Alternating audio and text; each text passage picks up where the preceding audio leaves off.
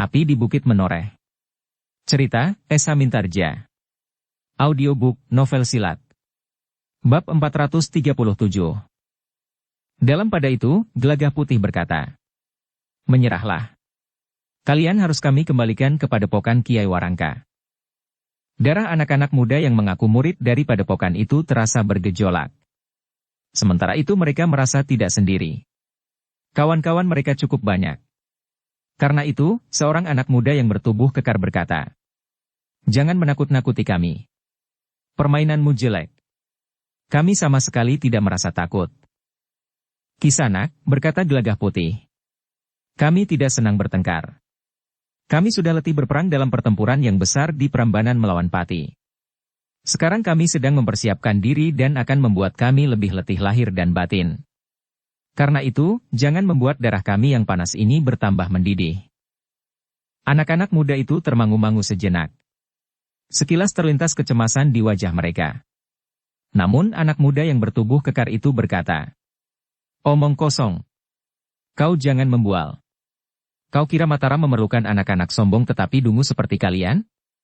Hanya orang-orang yang tidak sehat penalarannya yang percaya bahwa kalian diperlukan oleh Mataram untuk ikut dalam perang yang manapun juga."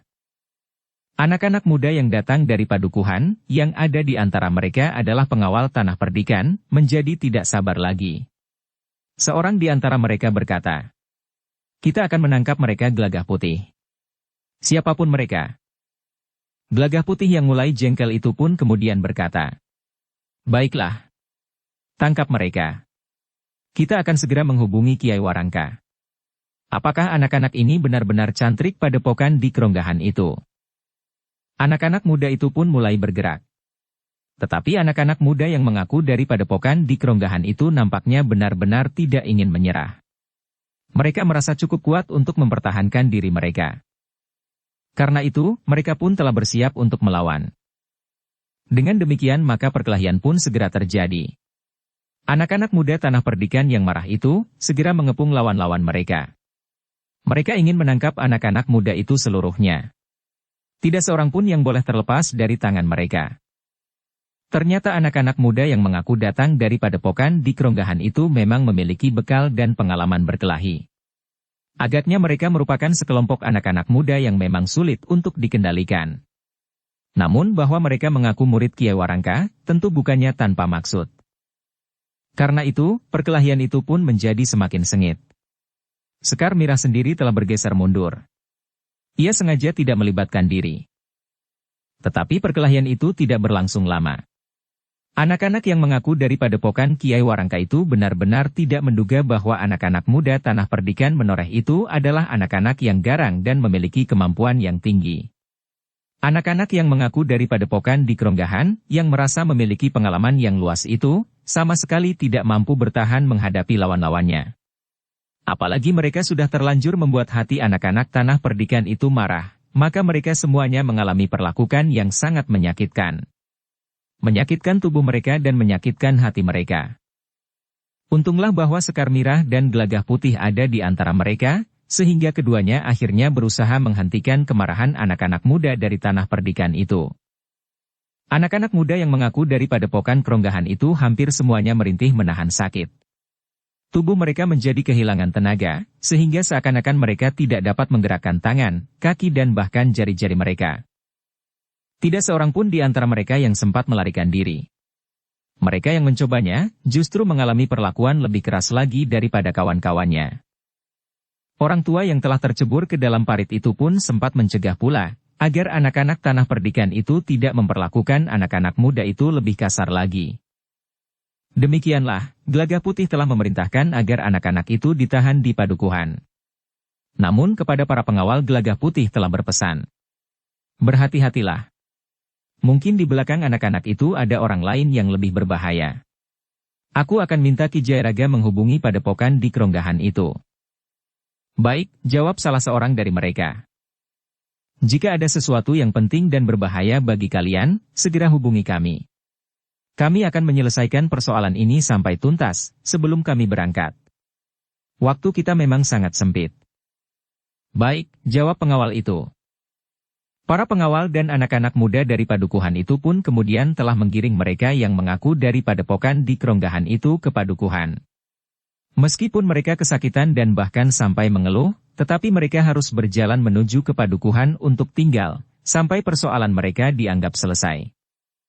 Sementara itu, Gelagah Putih dan Sekar Mirah pun telah melanjutkan perjalanan mereka kembali ke padukuhan induk. Ketika hal itu diceritakan kepada Ki Jayaraga, maka Ki Jayaraga itu pun berkata, "Baiklah. Nanti aku akan menghubungi Kiai Warangka."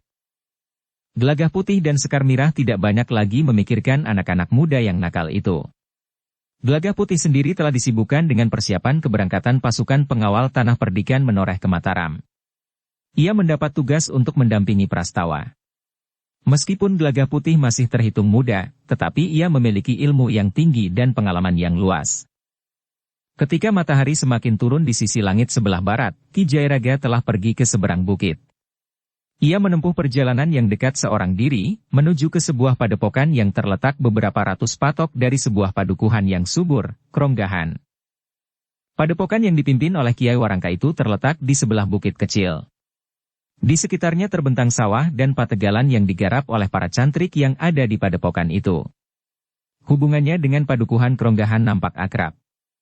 Bahkan anak-anak muda Kronggahan sering berada di padepokan itu. Sebaliknya, pada upacara-upacara yang diselenggarakan oleh padukuhan itu, termasuk merti desa, para cantrik selalu ikut meramaikannya. Sehingga dengan demikian maka seisi padepokan Kiai Warangka itu sudah merupakan keluarga sendiri di padukuhan Kronggahan. Karena itu, Ki Jayaraga meragukan pengakuan anak-anak muda yang telah ditangkap itu, bahwa mereka adalah para cantrik dari padepokan Kiai Warangka. Dengan demikian, Ki Jayaraga merasa perlu untuk bertemu dan berbicara dengan Kiai Warangka sendiri. Kiai Warangka harus mengetahui bahwa ada sekelompok anak-anak muda yang mengaku berasal dari padepokannya dan melakukan perbuatan yang kurang terpuji. Kedatangannya di padepokan Kiai Warangka memang agak mengejutkan. Kiai Warangka sendiri yang menyambutnya dan membawanya naik ke pendapa bangunan induk padepokan yang memang tidak begitu besar itu. "Kedatangan Ki Jayaraga agak mengejutkan kami," berkata Kiai Warangka setelah mereka saling mempertanyakan keselamatan mereka masing-masing. "Sudah lama kita tidak bertemu Kiai," sahut Ki Jayaraga. "Aku memang sudah lama tidak mengunjungi Sanak Kadang di Tanah Perdikan menoreh. Sudah lama pula aku tidak bertemu dengan Ki Gede, Angger Agung Sedayu dan Ki Jayaraga," berkata Kiai Warangka itu pula. "Kami sedang sibuk mengatasi hama yang menyerang tanaman padi di sawah. Bersama-sama para penghuni padukuhan Kronggahan, kami berhasil memberantasnya." "Kiai berhasil? Syukurlah bahwa hama padi itu sudah teratasi," jawab Kiai Warangka. "Syukurlah." Ki Jayaraga pun mengangguk-angguk. Mudah-mudahan untuk seterusnya hama itu tidak akan datang lagi. Kiai Warangka tersenyum. Katanya, "Kita berdoa sambil berusaha, Ki Jayaraga." Ternyata keduanya mempunyai perhatian yang sama besarnya terhadap tanaman di sawah dan ladang, sehingga pembicaraan mereka menjadi berkepanjangan. Dari hama tanaman sampai ke pengadaan bibit dan penyimpanan hasil bumi di lumbung-lumbung. Namun ketika kemudian hidangan sudah disuguhkan, maka Ki Jayaraga pun mulai menyampaikan maksud kedatangannya. Kiai Warangka terkejut mendengar cerita Ki Jayaraga tentang sekelompok anak-anak nakal yang sering mengganggu di Tanah Perdikan menoreh. "Sungguh memprihatinkan," desis Kiai Warangka. "Aku tidak tahu, kenapa ada orang lain yang sampai hati menjelekkan nama padepokan ini. Padahal, menurut pengetahuanku, kami tidak pernah merugikan orang lain. Kami tidak pernah mengganggu apalagi bermusuhan dengan siapapun juga. Kami menangkap beberapa orang di antara mereka, Kiai. Kami akan mempersilakan Kiai bertemu dengan mereka." "Terima kasih, Ki Jayaraga. Aku memang ingin berbicara dengan mereka." "Apa yang sebenarnya mereka inginkan?" "Jika Kiai Warangka ingin pergi ke Tanah Perdikan, apakah bersama aku sekarang?" "Besok, Ki Jayaraga. Besok aku akan pergi ke Tanah Perdikan menoreh. Besok aku akan bertemu dengan anak-anak itu. Besok aku mohon Kiai datang ke rumah Ki Lurah Agung Sedayu. Nanti bersama-sama kita pergi menemui anak-anak itu." "Baiklah Ki Jayaraga. Besok aku akan langsung pergi ke rumah Ki Lurah." "Tetapi apakah saat ini Ki Lurah tidak bertugas di luar Tanah Perdikan?" bertanya Kiai Warangka. Ki Lurah sendiri sedang pergi ke Mataram, Kiai. Tetapi Angger Gelagah Putih ada di rumah. Ia akan membantu kita mempertemukan dengan anak-anak itu. Kiai Warangka mengangguk-angguk. Dengan nada datar ia berdesis. Apa pula maksud anak-anak itu? Demikianlah, Ki Jayaraga berbincang untuk beberapa lama dengan Kiai Warangka. Bahkan para cantrik sempat menghidangkan makan kepada Ki Jayaraga. Dengan demikian, Ki Jayaraga baru dapat meninggalkan padepokan itu setelah senja. Terima kasih atas pemberitahuan ini Ki Jayaraga, berkata Kiai Warangka ketika Ki Jayaraga meninggalkan regol halaman padepokan ini. Ketika Ki Jayaraga meninggalkan padepokan, gelap telah turun. Tetapi tidak menjadi persoalan bagi Ki Jayaraga. Ki Jayaraga sudah amat akrab dengan gelapnya malam. Tetapi perjalanan malam dari padepokan Kiai Warangka itu ternyata menjadi agak terganggu, ketika Ki Jayaraga menyadari bahwa dua orang telah mengikutinya. Meskipun demikian Ki Jayaraga berjalan terus. Untuk beberapa lama ia tidak menghiraukan kedua orang yang mengikutinya itu. Namun ternyata bahwa Ki Jayaraga tidak dapat untuk tidak menghiraukan mereka lagi ketika mereka menjadi semakin dekat, dan bahkan kemudian dengan sengaja mengikutinya hanya beberapa langkah di belakangnya. Untuk beberapa lama Ki Jayaraga memang masih saja berjalan terus. Ia memang tidak berpaling. Tetapi pendengarannya yang tajam mendengar langkah kedua orang yang mengikutinya itu. Ki Jayaraga yang melihat sebuah tikungan yang tajam di depannya justru pada saat ia mulai memanjat tebing bukit, segera mempersiapkan diri. Betapa ia berusaha untuk tidak menghiraukan kedua orang itu, akhirnya orang tua itu merasa terganggu juga. Ki Jayaraga mempercepat langkahnya dengan tiba-tiba, sehingga kedua orang yang mengikutinya itu pun harus berlari-lari kecil untuk menyusulnya. Tetapi ketika kedua orang itu sampai di tikungan, mereka tidak melihat lagi Ki Jayaraga. Setan, geram yang seorang. Kemana orang itu? Yang seorang lagi tidak segera menjawab. Dengan gelisah ia mencoba untuk mencari Ki Jayaraga. Disibatnya semak-semak dan gerumbul perdu yang tumbuh di pinggir jalan. Tetapi orang itu tidak menemukan orang yang diamatinya dan kemudian diikutinya jejak orang itu keluar dari padepokan Kiai Warangka. Agaknya kita telah mengikuti sesosok hantu, desis orang itu. Tidak mungkin orang itu hilang begitu saja, sahut yang lain. Tetapi kita tidak menemukannya.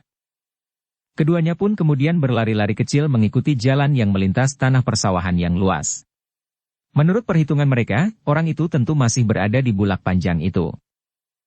Tetapi ternyata orang itu tidak dapat ditemukan. Orang itu tentu berada di pematang. Pematang yang mana? Ada berapa ratus pematang yang membujur lintang di bulak ini. Ya. Tentu kita tidak akan dapat menelusurinya satu demi satu. Sementara orang itu telah berada di seberang bukit. Kedua orang itu memang menjadi kebingungan. Namun seorang di antara mereka pun berkata, "Sudahlah. Biarlah orang itu melarikan diri. Bukankah kita tidak mempunyai kepentingan, selain sekedar dugaan bahwa orang itu akan dapat mengganggu usaha kita menggeser padepokan Kiai Warangka?" Kawannya mengangguk-angguk. Katanya, "Baiklah. Kita akan kembali mengawasi padepokan itu." Dengan demikian, kedua orang itu pun segera meninggalkan tempat itu untuk kembali mengamati padepokan Kiai Warangka yang terletak tidak jauh dari padukuhan Kronggahan itu. Namun tiba-tiba saja keduanya tertegun. Mereka mendengar suara orang terbatuk-batuk. Ternyata seseorang duduk di pinggir jalan, di bawah sebatang pohon randu yang sedang berbuah. Satu dua buahnya yang tua dan pecah telah menaburkan bijinya, sedang lembar-lembar kapuk telah hanyut diterbangkan angin. "Kau cari siapa di sana?" bertanya orang yang duduk di pinggir jalan itu. Kedua orang itu mengamati orang yang duduk itu dengan seksama. Seorang di antara mereka tiba-tiba saja menggeram. "Bukankah orang ini yang kita cari?" Oh, orang yang duduk itu pun kemudian bangkit berdiri. "Kalian cari aku?" "Iya," jawab orang itu. "Sejak tadi aku duduk di sini. Aku melihat kalian berjalan tergesa-gesa dan nampaknya memang mencari sesuatu. Tetapi aku tidak mengira bahwa kalian mencari aku, karena aku kira kalian sudah melihat aku duduk di sini." "Setan kau. Kau kira permainanmu itu menarik?" bertanya seorang di antara mereka. "Permainan apa?" "Kisana? Aku tidak sedang bermain-main." "Persetan dengan igauanmu," bentak orang itu. Sekarang jawab pertanyaanku. Apa yang kau lakukan di padepokan Kiai Warangka? Aku sahabat Kiai Warangka, jawab Ki Jayaraga. Aku baru saja mengunjungi sahabatku. Heh, apakah kau melihat aku keluar dari padepokan itu? Atau kau sengaja mengamati padepokan itu? Aku hanya bertanya, untuk apa kau pergi ke padepokan itu? Dan aku sudah menjawab. Aku mengunjungi sahabatku. Kau siapa dan berasal dari mana? Namaku Jayaraga. Orang memanggilku Ki Jayaraga. Aku tinggal di tanah perdikan Menoreh. Kedua orang itu termangu-mangu sejenak. Namun seorang di antara mereka berkata, apakah yang kau maksud tanah perdikan di seberang bukit itu? Ki Jayaraga memandang kedua orang itu dengan tajamnya. Dengan nada datar ia bertanya, apakah kalian orang baru di daerah ini? Kedua orang itu terkejut mendengar pertanyaan Ki Jayaraga. Sementara Ki Jayaraga bertanya selanjutnya, kalian datang dari mana, dan di mana kalian tinggal sekarang? Akulah yang bertanya, geram salah seorang dari keduanya. Apakah hubungannya antara tanah perdikan itu dengan padepokan Kiai Warangka? Ki Jayaraga menarik nafas dalam-dalam. Katanya tanpa menghiraukan pertanyaan orang itu. Siapakah nama kalian berdua? Apakah kau tuli? Kamilah yang bertanya. Bukan kau. Kau hanya dapat menjawab pertanyaanku, sahut orang itu. Tetapi Ki Jayaraga tetap tidak menghiraukannya. Katanya, kalian sudah mengetahui namaku. Sekarang sebut namamu. Tidak, seorang di antaranya hampir berteriak. Jawab pertanyaanku. Apakah hubungannya tanah perdikan Menoreh dan padepokan Kiai Warangka? Tetapi Ki Jayaraga seakan-akan tidak mendengarnya. Katanya, sebut saja dua buah nama. Nama tetanggamu, nama anakmu atau nama siapa saja. Bukankah aku tidak akan dapat menilik kebenaran jawabmu itu? Kedua orang itu menjadi sangat marah. Orang tua itu rasa-rasanya tidak menghargainya sama sekali. Karena itu, seorang di antara mereka telah mengancam. Jika kau tidak menjawab pertanyaanku, maka kau akan menyesal. Kau belum menjawab pertanyaanku, tiba-tiba saja Ki Jayaraga justru membentak, sehingga kedua orang itu terkejut karenanya. Tanpa menjawab pertanyaanku, kalian berdua sama sekali tidak menghargai aku. Orang yang lebih tua dari kalian berdua. Kedua orang itu menjadi heran melihat tingkah laku orang tua itu. Orang yang mengaku bernama Ki Jayaraga itu tidak menjadi ketakutan. Bahkan orang tua itu justru telah berani membentak mereka. Seorang di antara kedua orang itu pun menggeram. Kakek tua. Jika kau tidak menjawab pertanyaanku, maka untuk selamanya mulutmu tidak akan dapat kau pergunakan lagi. Aku dapat mengoyaknya atau menyumbatnya. Tetapi jawaban Ki Jayaraga benar-benar mengejutkan. Bahkan orang tua itu telah membentak keras-keras. Jawab pertanyaanku. Kedua orang itu saling berpandangan sejenak. Seorang di antara mereka berkata, marilah. Kita bawa saja orang ini. Biarlah Ki Lurah mengurusnya. Kawannya mengangguk. Katanya, agaknya orang ini memang orang gila. Ki Jayaraga menyadari bahwa ia harus menghadapi tindak kekerasan. Karena itu, ia pun justru berkata, kalian akan memaksa aku, Kisanak? Ikut kami, atau kau akan terbaring diam di sini sampai esok ditemukan orang lewat. Atau bahkan malam nanti tubuhmu akan diseret anjing liar ke hutan itu. Bagus, berkata Ki Jayaraga. Ada kalanya orang-orang tua harus bergurau untuk menghilangkan dingin malam. Aku tidak mendapat kesempatan pergi ke Prambanan. Nampaknya di sini aku pun mendapat teman bermain. Gila. Apa yang kau katakan itu? Ki Jayaraga tertawa. Katanya, marilah.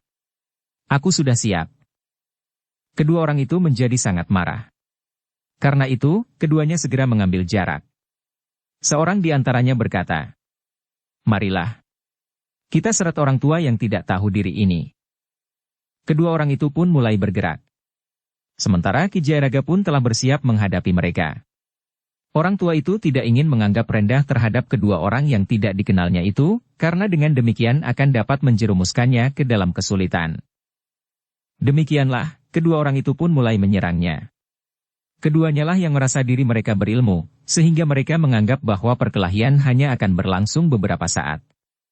Kemudian mereka akan menyeret orang tua itu untuk menghadap seseorang yang disebutnya Ki Lurah. Tetapi kedua orang itu terkejut.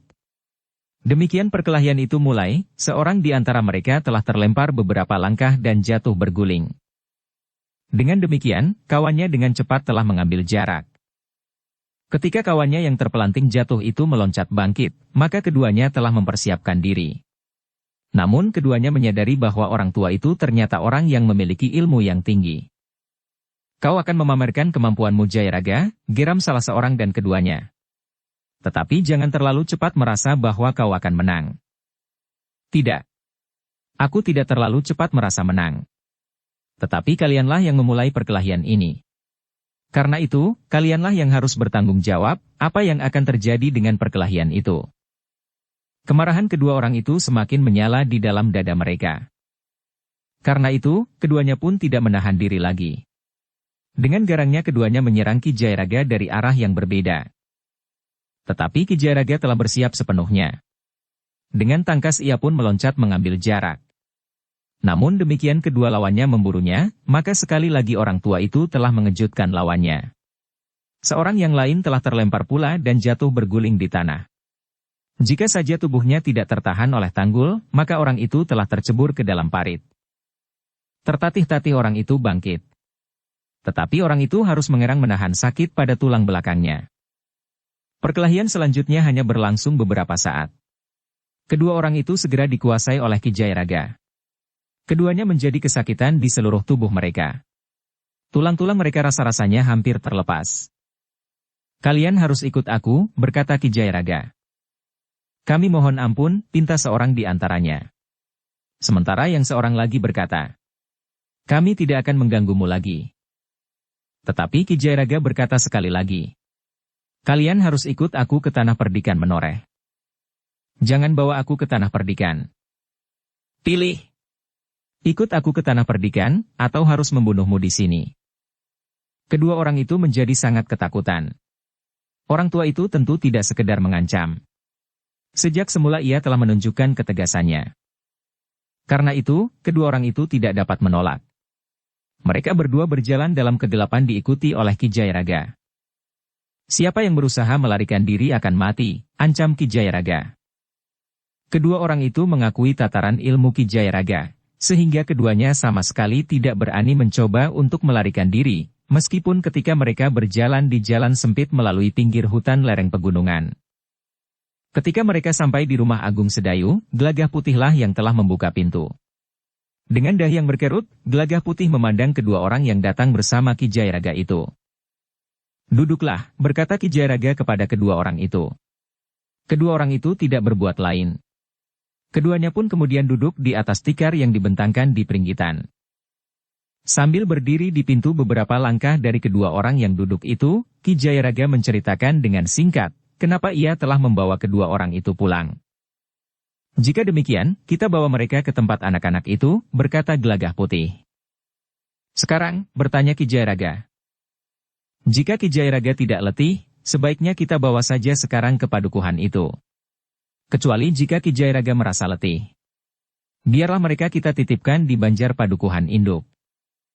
Tidak. Aku tidak letih, berkata Ki Jayaraga kemudian.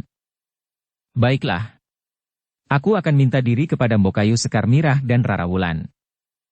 Demikianlah, kedua orang itu telah dibawa ke padukuhan tempat Gelagah Putih menyerahkan sekelompok anak-anak muda yang telah berbuat tidak sewajarnya di tanah perdikan menoreh. Para pengawal dan anak-anak muda yang meronda di padukuhan itu terkejut ketika mereka melihat Gelagah Putih dan Ki Jayaraga datang bersama dua orang yang belum mereka kenal. Gelagah Putihlah yang kemudian berbicara dengan pemimpin pengawal yang sedang bertugas meronda malam itu. Baiklah. Marilah, ajak pemimpin pengawal itu. Gelagah Putih dan Ki Jayaraga pun telah membawa kedua orang itu ke belakang Banjar Padukuhan. Dengan beberapa orang pengawal dan anak-anak muda yang bersiap-siap di luar pintu bilik di belakang Banjar itu telah dibuka. Kedua orang yang dibawa Ki Jayaraga dan Gelagah Putih itu terkejut. Mereka melihat beberapa orang anak muda yang ada di dalam bilik itu. Hampir di luar sadarnya, kedua orang itu berkata hampir berbareng. Kalian ada di sini? Anak-anak muda itu pun terkejut. Mereka pun serentak berdiri menyambut kedatangan kedua orang itu. Jadi kalian pernah berkenalan? Bertanya Ki Jayaraga. Kedua orang itu tidak dapat ingkar.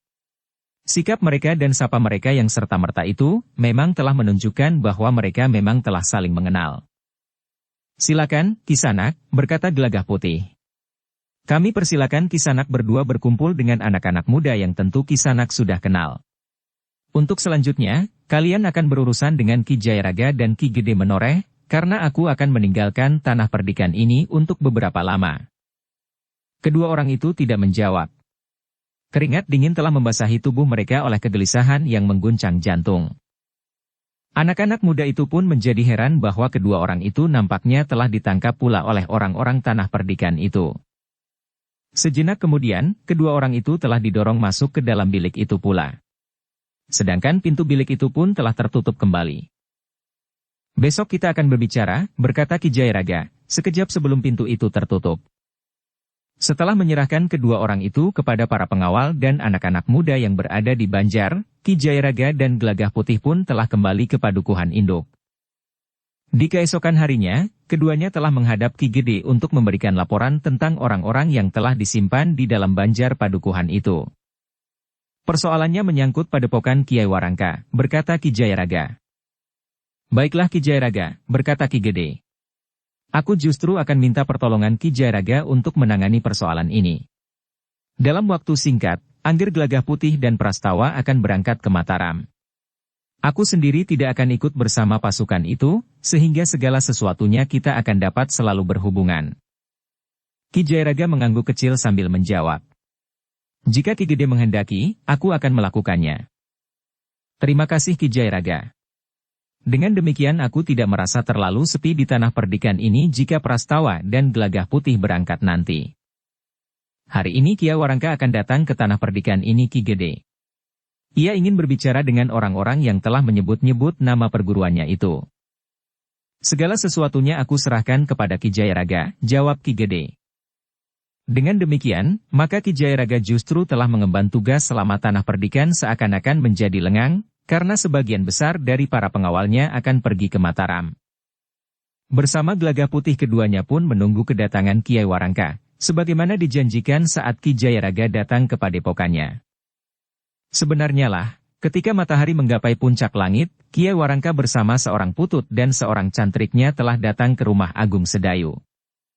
Mereka tidak terlalu lama berada di rumah itu. Setelah Sekar Mirah menghidangkan minuman dan makanan, Ki Jayaraga telah mengajak Kiai Warangka untuk menemui orang-orang yang telah ditahan di tanah perdikan itu. Setelah kita bertemu dengan mereka, kami akan mempersilakan Kiai Warangka bertemu dengan Ki Gede. Hari itu Gelagah Putih masih sempat mengantar Kiai Warangka. Namun sementara itu Prastawa telah memerintahkan para pengawal yang telah ditunjuk untuk pergi ke Mataram, berkumpul di Banjar Padukuhan masing-masing. Di hari berikutnya, mereka harus sudah berada dalam kesiagaan tertinggi, karena di hari berikutnya mereka harus sudah berada di Mataram. Ketika mereka sampai ke Banjar Padukuhan tempat anak-anak muda Bengal dan kedua orang yang ditangkap oleh Ki Jayaraga itu disimpan, Kiai Warangka pun telah dipersilakan duduk di pendapa. Biarlah aku memanggil mereka, berkata Ki Jayaraga. Sejenak Kiai Warangka menunggu bersama dua orang yang menyertainya, sementara Ki Jayaraga dan Gelagah Putih telah pergi ke bagian belakang Banjar itu. Ketika selarak pintu bilik yang memanjang itu dibuka, orang-orang yang ada di dalam itu pun menjadi berdebar-debar. Tetapi Kiai Jayaraga hanya memanggil kedua orang yang telah ditangkapnya itu dan membiarkan anak-anak mudanya menunggu dalam kegelisahan. Sejenak kemudian, keduanya telah duduk di hadapan Kiai Warangka, yang memandangi mereka dengan tajamnya. Kiai Warangka sudah mendengar tentang keduanya. Kedua orang itu menundukkan kepalanya dalam-dalam. Sekilas mereka memang sempat memandang wajah orang yang duduk di hadapannya bersama dengan dua orang yang masih muda pula. Aku perkenalkan kalian dengan Ki Bekel Padukuhan Pajang, berkata Ki Jayaraga. Kedua orang itu termangu-mangu sejenak. Sementara Ki Jayaraga berkata, apakah kau pernah bertemu dengan Ki Bekel ini? Keduanya menggeleng. Seorang di antara mereka berkata, belum Ki Jayaraga. Kami belum pernah mengenalnya. Ki Jayaraga mengangguk-angguk. Katanya, Ia sangat berkepentingan dengan kalian, karena anak-anak kalian yang telah membuat onar di padukuhan ini. Tingkah laku mereka di luar tanggung jawab kami, Ki Jayaraga, jawab orang itu. Katakan sendiri kepada Ki Bekel, sahut Ki Jayaraga. Mula-mula Kiai Warangka terkejut mendengar cara Ki Jayaraga memperkenalkan dirinya kepada kedua orang itu. Namun kemudian ia pun tanggap. Karena itu, Kiai Warangka itu telah mengatur perasaannya untuk melakukan peranannya sebagaimana disebut oleh Ki Jayaraga. Namun dalam pada itu, Ki Jayaraga segera mengetahui bahwa kedua orang itu belum mengenal orang yang bernama Kiai Warangka. Kalau saja aku mengetahuinya, berkata Ki Jayaraga di dalam hatinya. Malam itu aku tentu mengaku sebagai Kiai Warangka. Tetapi itu sudah lampau. Sementara itu, kini justru Kiai Warangka yang diharapkannya mengakui sebagai orang lain. Dalam pada itu, Kiai Warangka bertanya. Kisanak, kenapa anak-anak muda yang nakal itu mengaku berasal dari padepokan Kiai Warangka? Kedua orang itu termangu-mangu sejenak. Mereka memang tidak dapat mengelakkan diri dari pertanyaan seperti itu. Karena itu, seorang di antaranya menjawab. Mereka adalah anak-anak nakal. Mungkin mereka ingin disebut seorang yang berkemampuan dalam olah kanuragan karena mereka murid Kiai Warangka. Kisanak sendiri dari mana, dan apa hubungan Kisanak dengan Kiai Warangka? Orang itu memandang Ki Jayaraga sekilas. Dengan nada yang berat orang itu menjawab. Kami tidak mempunyai hubungan apa-apa dengan Kiai Warangka, Ki Bekel. Tapi kenapa kau mempersoalkan kunjungan Ki Jayaraga ke padepokan Kiai Warangka? Kedua orang itu terdiam. Sementara Kiai Warangka bertanya semakin mendesak. Tentu ada hubungannya dengan tingkah laku anak-anak muda yang bengal itu. Kedua orang itu masih tetap berdiam diri. Nah, sekarang kalian harus menjawab pertanyaanku, berkata Ki Jayaraga. Siapakah kalian dan kalian datang dari mana? Semalam kau telah mengikuti aku, dan kalian mempersoalkan kenapa aku mengunjungi padepokan Kiai Warangka. Kedua orang itu masih saja berdiam diri. Kiai Warangka yang telah mendengar cerita tentang kedua orang itu pun bertanya lebih jauh. Kalian tidak dapat mencuci tangan. Kalian harus menjawab pertanyaan-pertanyaan kami, sebelum kalian benar-benar akan bertemu dengan Kiai Warangka. Benar Kisanak. Kami tidak mempunyai persoalan apa-apa. Jawabmu lain dengan jawaban anak-anak muda itu, berkata Gelagah Putih kemudian. Sebelum kalian dibawa kemari oleh Ki Jayaraga, anak-anak muda itu sudah berbicara tentang hubungan mereka dengan Ki Warangka. Apa kata mereka? Bertanya orang itu. Dan kalian hanya akan sekedar mendengarkan dan kemudian menirukan sebagaimana mereka katakan, desak Gelagah Putih. Kedua orang itu terdiam. Sementara Ki Jayaraga berkata, Kisanak. Kami tidak ingin memperlakukan kalian seperti kami memperlakukan seorang penjahat yang telah melakukan kejahatan di tanah perdikan ini. Karena itu kalian pun jangan bertingkah laku seperti seorang penjahat, berkata Gelagah Putih yang mulai geram. Benar, anak muda, suara orang itu menjadi bergetar. Aku hampir kehilangan kesabaran, berkata Gelagah Putih. Kedua orang itu menjadi sangat gelisah. Namun tiba-tiba saja Gelagah Putih memanggil seorang pengawal. Cari tampar ijuk. Untuk apa? Bertanya pengawal itu. Aku memerlukan 2 gulungan. Pengawal itu memang agak bingung. Namun pengawal itu pun kemudian telah mencari tali ijuk. Tetapi pengawal itu tidak berhasil mendapat 2 gulung tampar ijuk. Yang didapatnya adalah 2 gulung tampar yang terbuat dari serabut kelapa. Panggil beberapa orang kawanmu, berkata Gelagah Putih kemudian kepada pengawal itu. Kedua orang yang telah ditangkap oleh Ki Jayaraga itu menjadi gelisah. Mereka tidak tahu apa yang akan dilakukan oleh Gelagah Putih dengan tampar serabut kelapa itu. Ketika para pengawal datang, maka Gelagah Putih berkata, bawa kedua orang ini ke ruang dalam. Hati-hati, jangan sampai melarikan diri. Jika mereka mencoba, terserah apa yang akan kalian lakukan. Ketika kedua orang itu sudah dibawa masuk ke ruang dalam, Gelagah Putih mengajak Ki Jayaraga dan Kiai Warangka turun ke halaman. Kita bermain-main dengan anak-anak muda itu, berkata Gelagah Putih. Kepada para pengawal Gelagah Putih memerintahkan untuk membawa 2 orang anak muda ke halaman. Yang tertua di antara mereka, pesan Gelagah Putih. Sementara itu Gelagah Putih telah melingkarkan tampar serabut kelapa yang 2 gulung itu pada 2 batang pohon sambil berkata, kita telah menyelesaikan 2 orang itu sebelumnya. Kiai Warangka tersenyum. Ia mengerti maksud Gelagah Putih. Sementara Ki Jayaraga berkata, bekasnya pun harus meyakinkan. Kepada seorang pengawal, Ki Jayaraga berkata, beri aku sepotong kayu. Pengawal itu pun kemudian telah mengambil sepotong kayu, selarat pintu samping Banjar itu. Beberapa orang pengawal masih belum tahu maksud Gelagah Putih. Tetapi beberapa di antara mereka ada yang mulai tersenyum-senyum. Ketika para pengawal membawa 2 orang anak muda yang disimpan di dalam bilik di bagian belakang Banjar itu, maka Gelagah Putih pun berkata, nah, 2 orang telah kita habisi. Sekarang ikat pula keduanya pada batang pohon itu. Kedua orang anak muda itu menjadi pucat. Sementara para pengawal pun telah menyeret keduanya yang mencoba meronta. Tetapi mereka tidak berdaya, karena tangan-tangan yang kuat mendorong mereka berdiri, melekatkan tubuh mereka pada batang pohon yang kokoh kuat itu. Sekarang giliran kalian, geram Gelagah Putih. Sementara itu, Ki Jayaraga berdiri tegak dengan selarak pintu di tangannya. Ketika Ki Jayaraga itu melangkah mendekat, anak-anak muda itu benar-benar menjadi ketakutan. Seorang di antaranya menangis sambil merengek. Aku minta ampun. Siapakah kedua orang itu? Mereka tidak mau menyebut nama mereka dan tempat tinggal mereka. Karena itu mereka sudah kami habisi. Tidak ada gunanya kami berbicara dengan orang-orang yang tidak mengenal dirinya sendiri lagi.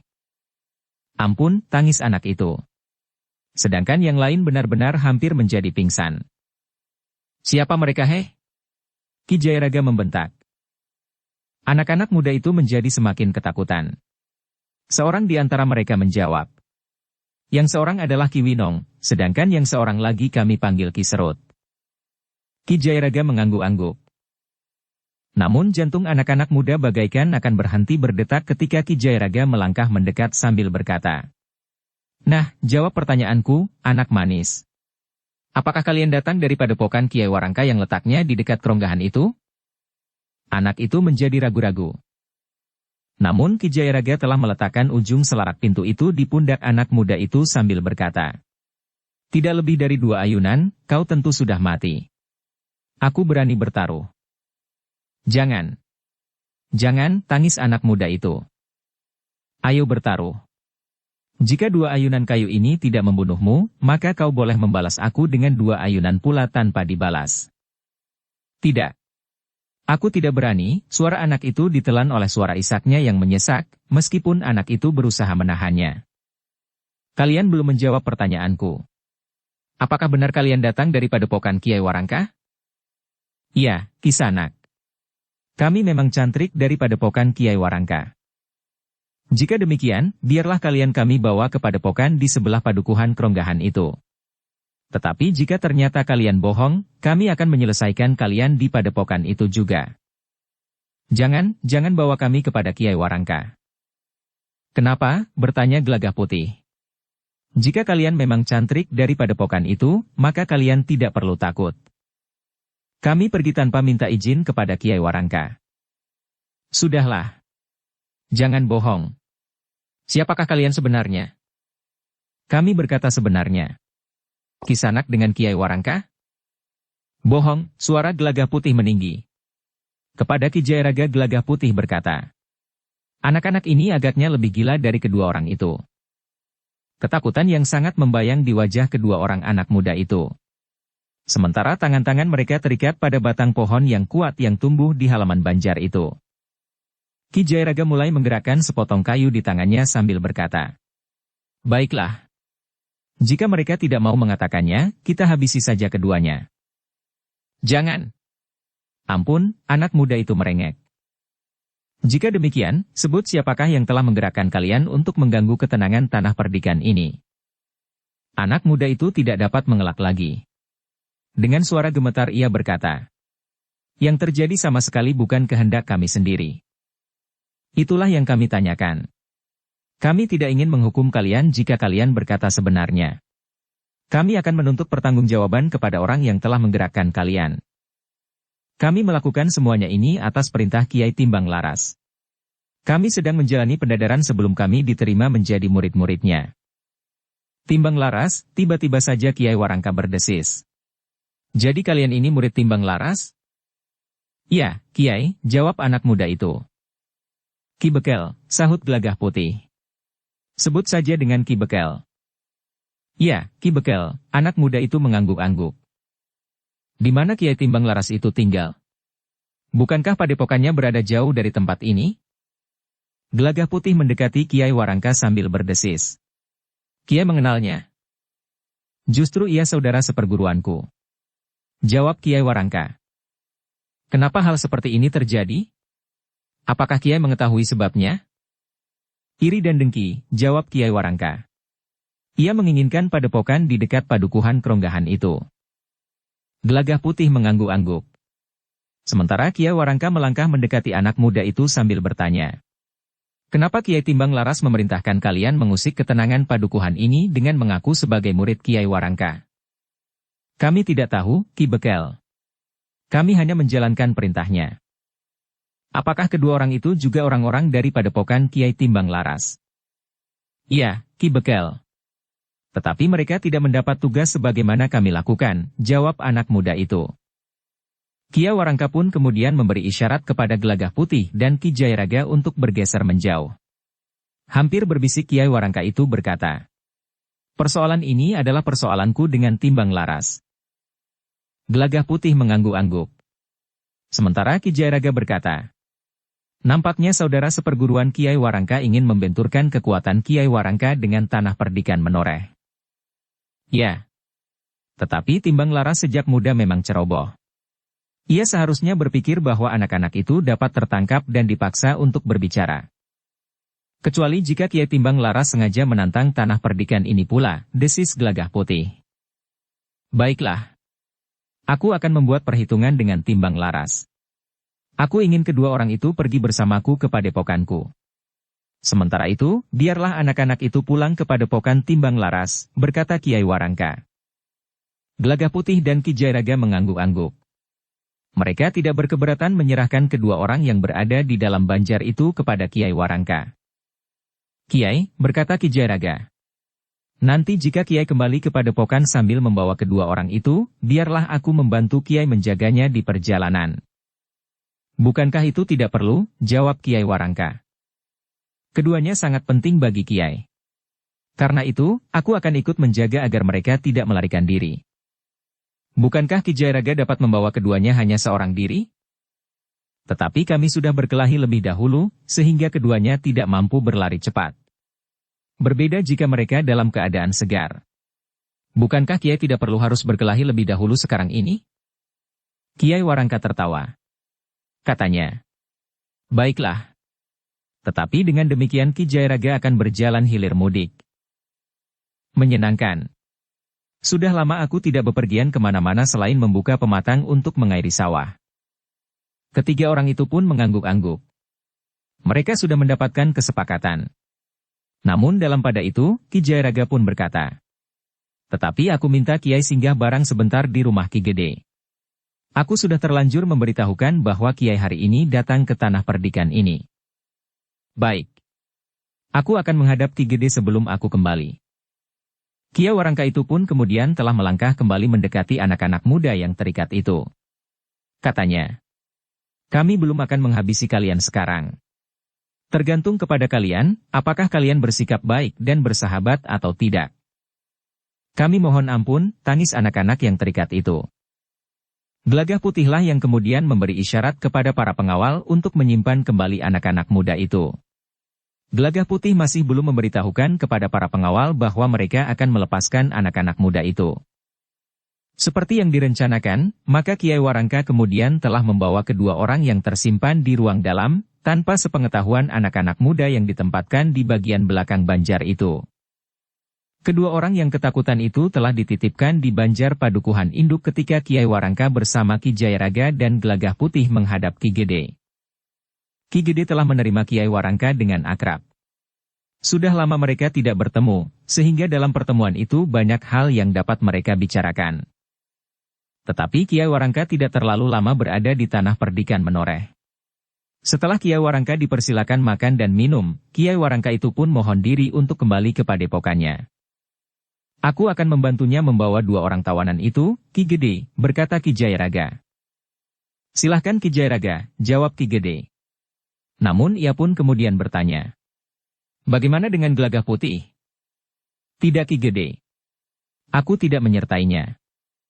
Ki Gede mengangguk-angguk. Katanya. Prastawa ingin menemuimu. Ada perintah dari Mataram. Gelagah Putih menarik nafas dalam-dalam. Ia sudah tahu bahwa perintah itu berarti para pengawal Tanah Perdikan harus segera berada di Mataram. Sejenak kemudian, Kiai Warangka pun telah minta diri bersama Ki Jairaga. Tetapi Gelagah Putih tidak menyertai mereka, karena Gelagah Putih harus bertemu dengan Prastawa. Ki Jairaga dan Kiai Warangka masih singgah untuk minta diri kepada Sekar Mirah dan Rara Wulan, untuk selanjutnya mereka menempuh perjalanan menyeberangi perbukitan menuju ke sebuah padepokan yang terletak di sebelah padukuhan Kronggahan. Bersama Kiai Warangka dan Ki Jairaga, kedua orang yang telah ditangkap oleh Ki Jairaga itu berjalan dengan jantung yang berdebaran. Mereka tidak segera mengetahui apa yang sebenarnya sedang terjadi atas diri mereka. Bahkan sepanjang perjalanan, keduanya masih belum tahu bahwa orang tua yang diperkenalkan sebagai Ki Bekel itu adalah Kiai Warangka, meskipun mereka sudah mulai curiga. Sementara itu di Tanah Perdikan, Gelagah Putih telah bertemu dengan Prastawa. Seperti yang diduganya, pasukan pengawal Tanah Perdikan diperintahkan untuk tiba di Mataram di keesokan harinya sebelum senja. Tetapi segala sesuatunya sudah dipersiapkan. Para pengawal telah bersiap di padukuhan mereka masing-masing. Setiap saat mereka sudah siap untuk berangkat. Sejenak kemudian, para penghubung pun telah datang ke setiap padukuhan untuk memberitahukan perintah itu, sambil memanggil setiap pemimpin kelompok untuk datang ke rumah Ki Gede Menoreh di sore hari. Dengan demikian, maka para pengawal di seluruh Tanah Perdikan menjadi sibuk. Terutama mereka yang akan berangkat ke Mataram. Mereka harus mempersiapkan segala-galanya yang akan mereka bawa. Terutama senjata mereka masing-masing. Dalam pada itu, setelah sesuatunya dipersiapkan, Gelagah Putih dan Prastawa telah menemui beberapa orang anak muda yang masih ditahan di Banjar Padukuhan. Sebagaimana disepakati, mereka memang akan dilepaskan hari itu juga. Anak-anak muda itu menjadi berdebar-debar ketika pintu bilik tempat mereka disimpan terbuka. Beberapa orang pengawal telah membawa mereka ke pendapa Banjar itu. Jantung mereka serasa berdetak semakin cepat ketika mereka melihat Gelagah Putih sudah menunggu di pendapa. Dengar baik-baik, berkata Gelagah Putih. Kami tidak ingin memusuhi kalian. Tetapi kami juga tidak ingin bahwa ketenangan hidup di Tanah Perdikan ini terganggu. Karena itu, maka kali ini kalian akan kami lepaskan. Tetapi dengan syarat, bahwa kalian tidak akan mengulangi perbuatan kalian. Jika masih terjadi sebagaimana kalian lakukan, maka kami akan menghancurkan kalian dan sekaligus padepokan Kiai Timbang Laras. Anak-anak muda itu menundukkan kepala mereka. Ternyata mereka telah memasuki satu lingkungan yang memiliki kekuatan yang sangat besar. Memiliki anak-anak muda yang berkemampuan sangat tinggi. Bahkan mereka telah bertemu dengan seorang perempuan yang memiliki ilmu yang tidak mereka mengerti. Nah sekarang kalian kami persilahkan untuk meninggalkan tempat ini. Meninggalkan padukuhan ini dan juga meninggalkan Tanah Perdikan ini. Anak-anak muda itu semula tidak yakin akan pendengaran mereka. Bahkan ada di antara mereka yang merasa bahwa mereka sedang dipermainkan oleh anak-anak muda Tanah Perdikan itu. Tetapi sekali lagi mereka mendengar Gelagah Putih berkata, "Nah, sekarang tinggalkan Banjar ini, dan selanjutnya kalian harus menyeberangi perbukitan itu sebelum kami mengubah keputusan kami." Anak-anak itu masih saja merasa ragu. Sementara Gelagah Putih berkata pula, "Kalian tidak usah menanyakan kemana dan di mana Ki Winong dan Ki Serut sekarang ini. Kalian tidak usah menghiraukan apa yang terjadi atas mereka. Katakan kepada Kiai Timbang Laras apa yang telah terjadi atas kalian. Tetapi ingat, kalian harus berkata dengan jujur. Jika kalian berbohong kepada Kiai Timbang Laras, akhirnya tentu akan kami ketahui pula. Dengan demikian nasib kalian akan menjadi sangat buruk." Anak-anak muda itu termangu-mangu. Mereka tidak tahu apa yang sebenarnya dapat dilakukan oleh orang-orang dari Tanah Perdikan Menoreh itu. Tetapi mereka tidak mempunyai keberanian untuk bertanya apapun juga. Sehingga karena itu, maka mereka hanya saling berdiam diri. Demikianlah, sejenak kemudian anak-anak muda itu benar-benar telah dilepaskan. Mereka diperintahkan untuk segera meninggalkan Tanah Perdikan Menoreh. Kami sedang dibayangi oleh peristiwa yang sangat gawat. Karena itu, perasaan kami dapat bergoyang. Sekarang kami melepaskan kalian. Tetapi dalam guncangan berikutnya, mungkin kami ingin membunuh kalian semuanya. Demikianlah, anak-anak muda itu pun dengan tergesa-gesa meninggalkan padukuhan itu. Mereka dengan cepat menuju ke perbukitan. Kemudian memanjat naik menyusup hutan lereng perbukitan.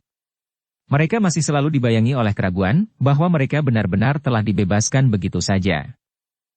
Mungkin kita akan mereka jadikan sasaran permainan di hutan ini, berkata salah seorang dari mereka. Tidak. Hutan ini terlalu lebat untuk melepaskan kita dan kemudian memburu kita, untuk menjadikan kita sasaran kemampuan bidik mereka. Tetapi memburu kita tentu lebih aman dan lebih mudah daripada memburu seekor harimau. Kawan-kawannya termangu-mangu sejenak. Tetapi mereka sama sekali tidak melihat persiapan orang-orang tanah perdikan itu untuk melakukan perburuan. Meskipun demikian, anak-anak muda itu telah berusaha secepatnya memanjat tebing. Kemudian menuruni sisi yang lain dan keluar dari telatah tanah perdikan menoreh. Pada saat yang bersamaan, Ki Jayaraga telah berada di padepokan Kiai Warangka di dekat padukuhan Kronggahan. Ki Winong dan Ki Serut pun segera disimpan dalam bilik khusus. Kepada para cantriknya Kiai Warangka berpesan. Berhati-hatilah. Kedua orang itu berbahaya, jangan sampai lepas. Awasi bilik tahanan. Mereka susah untuk melarikan diri, tetapi kemungkinan orang lain yang berusaha membebaskan mereka. Seorang putut dan seorang cantrik yang ikut pergi ke tanah perdikan itulah yang diserahi tanggung jawab terhadap kedua orang tawanan mereka itu. Siapakah mereka? Bertanya seorang putut yang lain. Putut yang pergi bersama Kiai Warangka itu menjawab. Mereka adalah para cantrik dari padepokan Kiai Timbang Laras. Kiai Timbang Laras, putut yang bertanya itu menjadi heran. Ia mengenal Kiai Timbang Laras sebagai saudara seperguruan Kiai Warangka. Ya. Nampaknya keberadaan mereka di padepokan ini dianggap penting, sehingga Ki Jayaraga harus mengantar perjalanan kami. Apakah keduanya berilmu sangat tinggi? Tidak. Keduanya tidak berilmu tinggi. Tetapi kemungkinan lain dapat terjadi. Justru usaha untuk membebaskan kedua orang itu oleh saudara-saudara seperguruan mereka. Dukung channel Novel Silat dengan subscribe, follow, like, komen dan share. Putut itu pun kemudian menceritakan kepada kawannya, apa yang telah dilakukan oleh kedua orang itu, sehingga Kiai Warangka merasa perlu untuk membawa keduanya ke padepokan itu.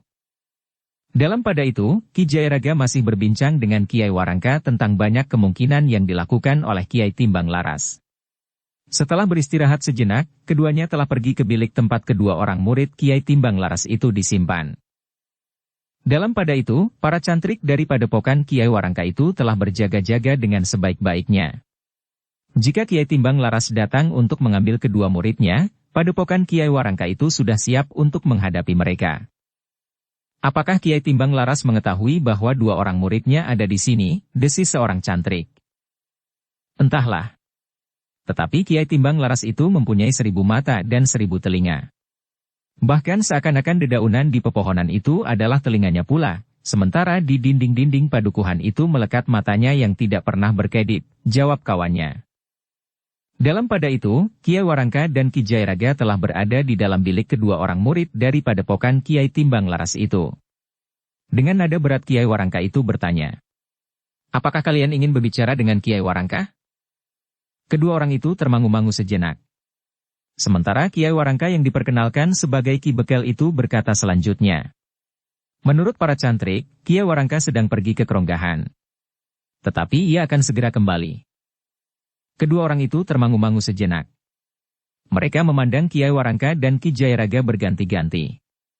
Mereka memang mencurigai bahwa yang diperkenalkan kepada mereka sebagai Ki Bekel itu tentu bukan seorang bekel. Bahkan mereka pun curiga bahwa orang itu adalah Kiai Warangka.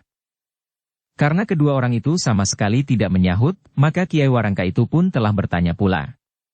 Nah, sebelum Kiai Warangka datang, apakah ada sesuatu yang ingin kalian katakan?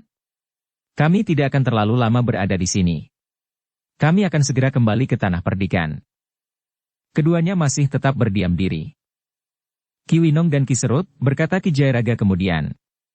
Tugas apakah yang sebenarnya kalian emban dari Ki Timbang Laras, sehingga kalian telah mengawasi padepokan ini dan kemudian mengikuti aku, dan tentu kalian akan mengambil tindakan-tindakan lebih jauh?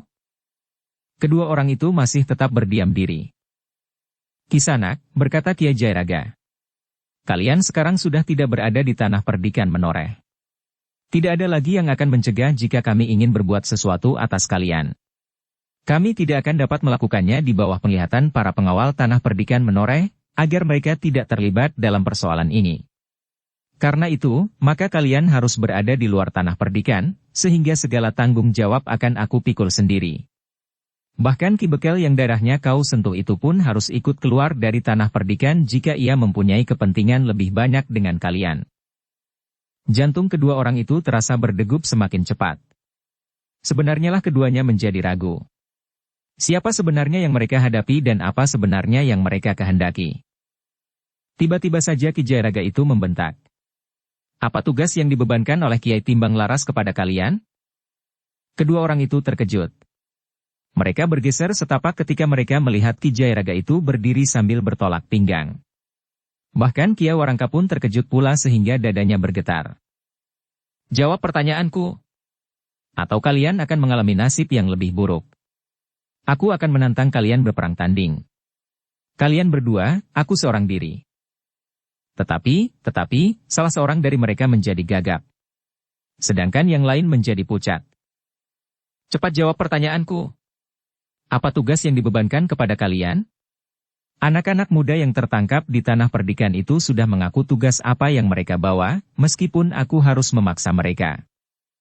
Ketika Ki Jairaga melangkah maju, orang yang wajahnya pucat itu berkata, Ampun Kiai.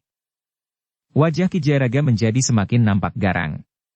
Sementara Kiai Warangka justru berdiri termangu-mangu. Ki Jairaga yang kemudian berdiri selangkah di hadapan kedua orang itu, mulai menyentuh salah seorang dari mereka. Sambil menepuk pundaknya Ki Jairaga berkata, Apakah kalian tidak mau berbicara? Kalian kira kalian akan dapat menyelamatkan diri kalian dengan menunggu kedatangan Kiai Warangka? Kedua orang itu benar-benar menjadi ketakutan. Ketika Ki Jairaga menekan pundak yang disentuhnya itu, terasa kekuatan yang besar telah menindihnya. Ampun Kiai, berkata orang itu. Katakan, apa tugas kalian? Kedua orang itu tidak mempunyai pilihan lain. Mereka melihat justru Ki Jairaga yang memandangi mereka dengan sorot mata yang menyala. Kalian menunggu setelah kalian dipaksa berbicara, bertanya Ki Jairaga. Baiklah. Jika demikian, kalian akan kami serahkan kepada para cantrik. Karena Kiai Warangka sendiri tidak ada, maka biarlah beberapa orang cantrik tertua di padepokan ini berbicara dengan kalian. Tidak. Jangan, hampir berbareng kedua orang itu memohon. Kenapa? Bertanya Ki Jairaga. Bukankah itu yang menjadi pilihan kalian? Jangan serahkan kami ke tangan para cantrik. Jika demikian, kenapa kalian tidak mau berbicara? Kedua orang itu saling berpandangan sejenak. Mereka benar-benar hanya mempunyai satu pilihan. Berbicara tentang tugas yang sedang mereka lakukan. Sementara itu, Ki Jairaga pun berkata, Ki Bekel. Jika mereka tetap berdiam diri, kita serahkan saja kepada para cantrik, karena kita harus segera kembali ke tanah perdikan. Terserah kepada Ki Jairaga, jawab Kiai Warangka. Baiklah. Ki Jairaga mengangguk-angguk. Aku akan berbicara dengan para cantrik. Tetapi ketika Ki Jairaga beringsut, Ki Winong pun berdesis. Tunggu Kiai.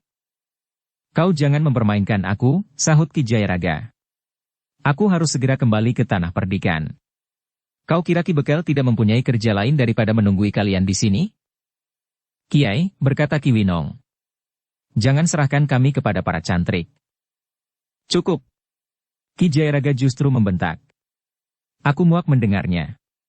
Kau mencoba mengulur waktu sampai Kiai Warangka datang? Tidak, Kiai. Aku akan berbicara. Didengar atau tidak didengar oleh Kiai Warangka, berkata Ki Winong. Ki Jairaga termangu-mangu sejenak, sementara Ki Winong memandangi Kiai Warangka dengan kerut di dahinya.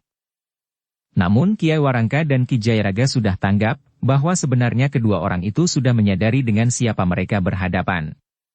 Karena itu, keduanya memang merasa bahwa mereka tidak mempunyai pilihan lain kecuali menjawab pertanyaan Ki Jairaga. Kiai, berkata Ki Winong kemudian. Sebenarnya lah kami mendapat tugas dari Kiai Timbang Laras untuk mengetahui keadaan dan kelebihan serta kekurangan padepokan Kiai Warangka. Aku sudah tahu, jawab Ki Jayaraga. Tetapi untuk apa? Wajah Ki Winong menegang. Tetapi ia pun kemudian menjawab. Kiai Timbang Laras memang mempunyai rencana tentu. Tetapi tidak semua cantrik mengetahui rencana tersebut. Bahkan orang-orang yang sudah lama menjadi muridnya seperti kami berdua, tidak tahu apa yang akan dilakukannya. Hanya beberapa orang tertentu sajalah yang diajak berbicara oleh Kiai Timbang Laras. Apakah kalian tidak termasuk orang penting di padepokanmu itu? Bertanya Kiai Warangka. Bukan, Kiai, jawab Ki Winong. Kami berdua adalah orang-orang yang seolah-olah sekedar mengabdi. Bukankah kalian sudah lama berada di padepokan itu? Tetapi orang-orang seperti kami tidak banyak mendapat perhatian dari Kiai Timbang Laras. Meskipun demikian, dengan setia kalian tetap tinggal di padepokan itu serta menjalankan tugas apapun yang dibebankan kepada kalian. Bahkan mempertaruhkan nyawa kalian. Bagi kami, kesetiaan adalah segala-galanya. Ki Jayaraga tiba-tiba tertawa. Katanya, kalian tentu setia kepada kedunguan kalian karena kalian setia pada keberadaan kalian di padepokan Kiai Timbang Laras. Tetapi sebenarnya kesetiaan kalian hanya selapis. Ketika kalian mengalami kesulitan seperti sekarang ini, maka kesetiaan kalian itu segera larut. Kami tidak tahan mengalami penderitaan yang berlebihan. Ketika Kiai mengancam kami untuk mengalaminya jika kami berada di tangan para cantrik, maka larutlah kesetiaan itu ke dalam ketakutan dan barangkali kedunguan kami. Kiai Warangka mengangguk-angguk sambil berdesis. Ternyata masih ada sisa. Dari mata mereka memancar pengharapan. Ki Winong dan Ki Serut saling berpandangan. Sebuah pertanyaan telah timbul. Apakah besok mereka masih ada di sini? Ternyata bukan kedua orang itu saja yang bertanya meskipun di dalam hati. Tetapi Ki Jayaraga pun mengerutkan dahinya. Namun tiba-tiba saja Ki Jayaraga tersenyum kecil sambil berkata, apakah kita masih mempunyai waktu besok? Kiai Warangka termangu-mangu sejenak. Namun ia pun kemudian tersenyum pula sambil berkata, jika perlu, kita akan tinggal di sini sehari atau bahkan sebulan, atau setahun. Ki Winong dan Ki Serut termangu-mangu. Wajah mereka menjadi merah. Mereka memang merasa bahwa dalam keadaan yang bagi keduanya cukup gawat itu, ternyata bagi kedua orang itu seakan-akan tidak lebih dari sebuah kelakar yang pantas mereka tertawakan. Tetapi keduanya tidak bertanya sesuatu. Mereka sadar bahwa mereka tidak berdaya di hadapan kedua orang yang berilmu tinggi itu. Sementara itu, Ki Jayaraga pun berkata, beristirahatlah Kisanak. Mungkin kalian harus menjawab pertanyaan-pertanyaan lain esok. Jika bukan aku dan Ki Bekel, Kiai Warangkalah yang akan datang kepada kalian. Kedua orang itu tidak menjawab. Yang nampak pada mereka adalah gejolak perasaan mereka yang tidak menentu. Sebenarnya lah bahwa Ki Winong dan Ki Serut itu seakan-akan dihadapkan pada bayangan-bayangan keraguan yang berubah-ubah. Kadang-kadang bayangan itu nampak menjadi semakin jelas. Namun tiba-tiba menjadi kabur dan tidak dapat dikenalinya kembali. Dalam kebingungan itu, pintu bilik mereka telah ditutup. Orang yang mengaku sebagai Ki Bekel dan Ki Jayaraga telah meninggalkan mereka. Aku hampir menjadi gila, desis Ki Winong. Mereka memang membuat kita gila, jawab Ki Serut. Aku tidak akan peduli lagi apa yang akan terjadi. Aku tidak mau menjadi gila karena tingkah laku kedua orang itu. Tetapi mereka berilmu tinggi. Terutama yang sudah kita kenal langsung adalah Ki Jayaraga. Orang-orang berilmu tinggi kadang-kadang tidak lagi berbuat wajar. Kedua orang itu pun kemudian justru telah pasrah apapun yang akan terjadi atas diri mereka. Mereka tidak mau berpikir lagi apakah yang akan terjadi atas diri mereka. Biarlah kita tinggal menjalani, desis Ki Winong. Ya. Kita tidak mau tersiksa sebelum kita benar-benar akan mengalami secara wadak, sahut Ki Serut. Namun dengan demikian, kedua orang itu justru segera dapat tidur nyenyak. Mereka tidak lagi digelisahkan oleh teka-teki serta sikap kedua orang yang sulit mereka pahami itu. Dalam pada itu, Ki Jayaraga telah duduk di pendapa bersama Kiai Warangka. Ternyata Ki Jayaraga tidak dapat tinggal terlalu lama di padepokan itu. Apalagi Ki Jayaraga juga mengetahui bahwa pasukan pengawal Tanah Perdikan akan segera berangkat ke Mataram. Mataram telah mempersiapkan pasukan yang besar yang akan berangkat ke Pati. Pasukan yang tentu harus lebih kuat dari pasukan yang ada di Prambanan, terutama kekuatan dari pasukan khususnya untuk menembus pertahanan Pati. Kiai Warangka tidak dapat menahan Ki Jayaraga telah lama lagi. Dengan nada dalam Kiai Warangka berkata, "Aku mengucapkan terima kasih, Ki Jayaraga. Tetapi sepeninggal Ki Jayaraga, aku akan bermain sendiri. Permainan yang Ki Jayaraga mulai, akulah yang harus menyelesaikannya." Ki Jayaraga justru tertawa pendek. Katanya, "Dalang tidak akan kekurangan lakon. Kiai Warangka akan dapat menyelesaikan dengan baik." Kiai Warangka pun tertawa pula. Katanya, "Kedua orang itu nampaknya benar-benar menjadi bingung." "Semula aku tidak berniat membuat mereka bingung," sahut Ki Jayaraga. "Tetapi keadaan berkembang dengan sendirinya." Kedua orang itu tertawa. Namun Kiai Warangka pun berkata, "Jika Tanah Perdikan bersiap untuk pergi ke Mataram, maka padepokan ini pun harus bersiap untuk menghadapi Kiai Timbang Laras. Jika ia mengetahui bahwa dua orangnya ada di sini, mungkin petunjuk dari anak-anak muda yang tertangkap di Tanah Perdikan itu, ia tentu tidak akan tinggal diam. Apalagi sejak semula, ia memang sudah berniat untuk mengambil alih padepokan ini. Bukankah Kiai Timbang Laras itu sudah membuat padepokannya sendiri?" Ki Jayaraga. Kiai Warangka menjadi bersungguh-sungguh. Timbang Laras mempunyai niat buruk terhadap padepokan ini. Meskipun aku tidak tahu pasti apa yang sebenarnya dikehendaki menurut pengakuannya sendiri, tetapi secara tidak langsung ia pernah mengatakan bahwa ia menduga, peninggalan guru telah disembunyikan di padepokan ini, termasuk 2 pusaka milik guru, di samping beberapa jenis benda-benda berharga lainnya. Tetapi aku sendiri tidak pernah mengetahui bahwa guru pernah menyimpannya di padepokan ini. Tetapi Timbang Laras tidak percaya. Ia justru telah dibakar oleh perasaan iri dan dengki. Ki Jayaraga mengangguk-angguk. Katanya, "Warisan memang dapat menimbulkan persoalan." "Ya." Kiai Warangka mengangguk-angguk. "Tetapi yang disebut warisan itu justru tidak aku ketahui." Ki Jayaraga mengangguk-angguk. Persoalannya nampak tidak terlalu sederhana bagi Kiai Timbang Laras. Namun Ki Jayaraga itu pun kemudian berdesis. Agaknya Kiai Timbang Laras ingin merusak hubungan Kiai Warangka dengan Tanah Perdikan Menoreh itu tentu dengan maksud menjelekkan nama Kiai Warangka. Mungkin Ki Jayaraga benar. Tetapi aku tidak mengira bahwa Timbang Laras itu demikian bodohnya sehingga ia mempergunakan cara yang sangat kasar itu. Kesalahannya mungkin terletak pada kecerobohan Kiai Timbang Laras. Tetapi juga mungkin pada anak-anak itu. Agaknya ada pesan Kiai Timbang Laras yang tidak mereka lakukan, atau sebaliknya mereka telah melakukan sesuatu yang tidak dipesankan oleh Kiai Timbang Laras. Mungkin sekali, Kiai. Karena itu, aku akan membuat penyelesaian dengan Timbang Laras. Jika ia mengetahui warisan yang disembunyikan di padepokan ini dan mengingininya, akan aku persilakan untuk mengambilnya. Aku sudah cukup banyak menerima warisan dari guru, meskipun berwujud ilmu. Ilmu tidak akan dapat dicuri orang, Kiai. Berbeda dengan benda-benda yang tinggi nilainya. Bahkan pusaka-pusaka sekalipun. Karena itu, berbahagialah Kiai Warangka yang mendapat warisan ilmu itu. Kiai Warangka tersenyum. Katanya, "Ya. Aku harus berbangga bahwa aku menerima lebih dari saudara-saudara seperguruanku yang lain. Guru juga memberikan kesempatan kepadaku melihat jalan yang terbuka untuk menentukan arah pengembangan ilmuku. Segalanya kemudian tergantung kepadaku, apakah aku akan melakukannya dengan rajin atau justru aku hanya bermalas-malas saja." Ki Jayaraga mengangguk-angguk. Katanya, "Kiai akan menemukan sesuatu yang berharga.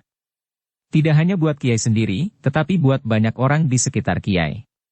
Jika Kiai berhasil mengembangkan ilmu yang Kiai warisi melampaui ilmu yang pernah dimiliki oleh guru Kiai, sehingga Kiai memiliki kemampuan yang lebih tinggi, maka ilmu itu akan menjadi setapak lebih maju. Jika hal yang sama terjadi pada murid-murid Kiai, maka perkembangan ilmu pada jalur perguruan Kiai akan menjadi semakin tinggi. Mudah-mudahan Ki Jayaraga. Tetapi ternyata bahwa di antara kami saudara seperguruan, telah terjadi persoalan yang mungkin akan menjadi rumit." "Kiai," berkata Ki Jayaraga. "Dalam hubungannya dengan Kiai Timbang Laras yang telah mengirimkan anak-anak muda ke Tanah Perdikan Menoreh serta akibat yang dapat timbul kemudian, Ki Gede telah menyerahkan persoalannya kepadaku. Karena itu, aku akan selalu berhubungan dengan Kiai Warangka. Mungkin persoalan yang timbul dengan Kiai Timbang Laras itu akan dapat kita selesaikan bersama-sama. Baiklah, Ki Jayaraga. Aku akan dengan senang hati berbuat sesuatu untuk membantu Ki Jayaraga. Tetapi pada suatu saat akulah yang akan mohon bantuan Ki Jayaraga. Ki Jayaraga mengangguk-angguk. Katanya, kita masih belum tahu pasti apa sebenarnya yang dikehendaki oleh Kiai Timbang Laras. Aku akan berusaha untuk bertemu dan berbicara dengan Timbang Laras, agar di antara kami dan tentu saja juga dalam hubungannya dengan tanah perdikan Menoreh, tidak selalu dibayangi oleh ketidakpastian, kecurigaan dan bahkan permusuhan. Tetapi, Kiai, suara Ki Jayaraga merendah.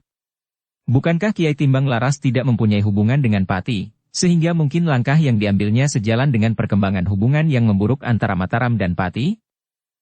Kiai Warangka nampak merenung. Dengan nada ragu ia berkata, entahlah, Ki Jayaraga. Tetapi kemungkinan itu agaknya dapat terjadi. Timbang Laras ingin bermain dengan tombak bermata rangkap. Ia ingin menusuk ke depan dan ke belakang sekaligus dalam satu gerakan. Ki Jayaraga mengangguk-angguk. Katanya, jika demikian, kita memang harus berhati-hati. Kiai Timbang Laras agaknya dengan sengaja berusaha meretakkan hubungan antara Kiai Warangka dan tanah perdikan Menoreh. Untunglah cara yang dipergunakan oleh Timbang Laras adalah cara yang kasar yang mudah dapat dilihat, meskipun mungkin itu kesalahan anak-anak muda yang menjalankan perintahnya. Tetapi bahwa ia memberikan perintah kepada anak-anak muda justru pada masa pendadaran untuk tugas penting itu, sudah merupakan kesalahan yang dapat merusak seluruh rencananya. Ki Jayaraga mengangguk-angguk. Namun dalam pembicaraan seterusnya, keduanya mendapatkan banyak persamaan pendapat menanggapi sikap Kiai Timbang Laras itu. Demikianlah, Ki Jayaraga kemudian minta diri untuk kembali ke tanah perdikan.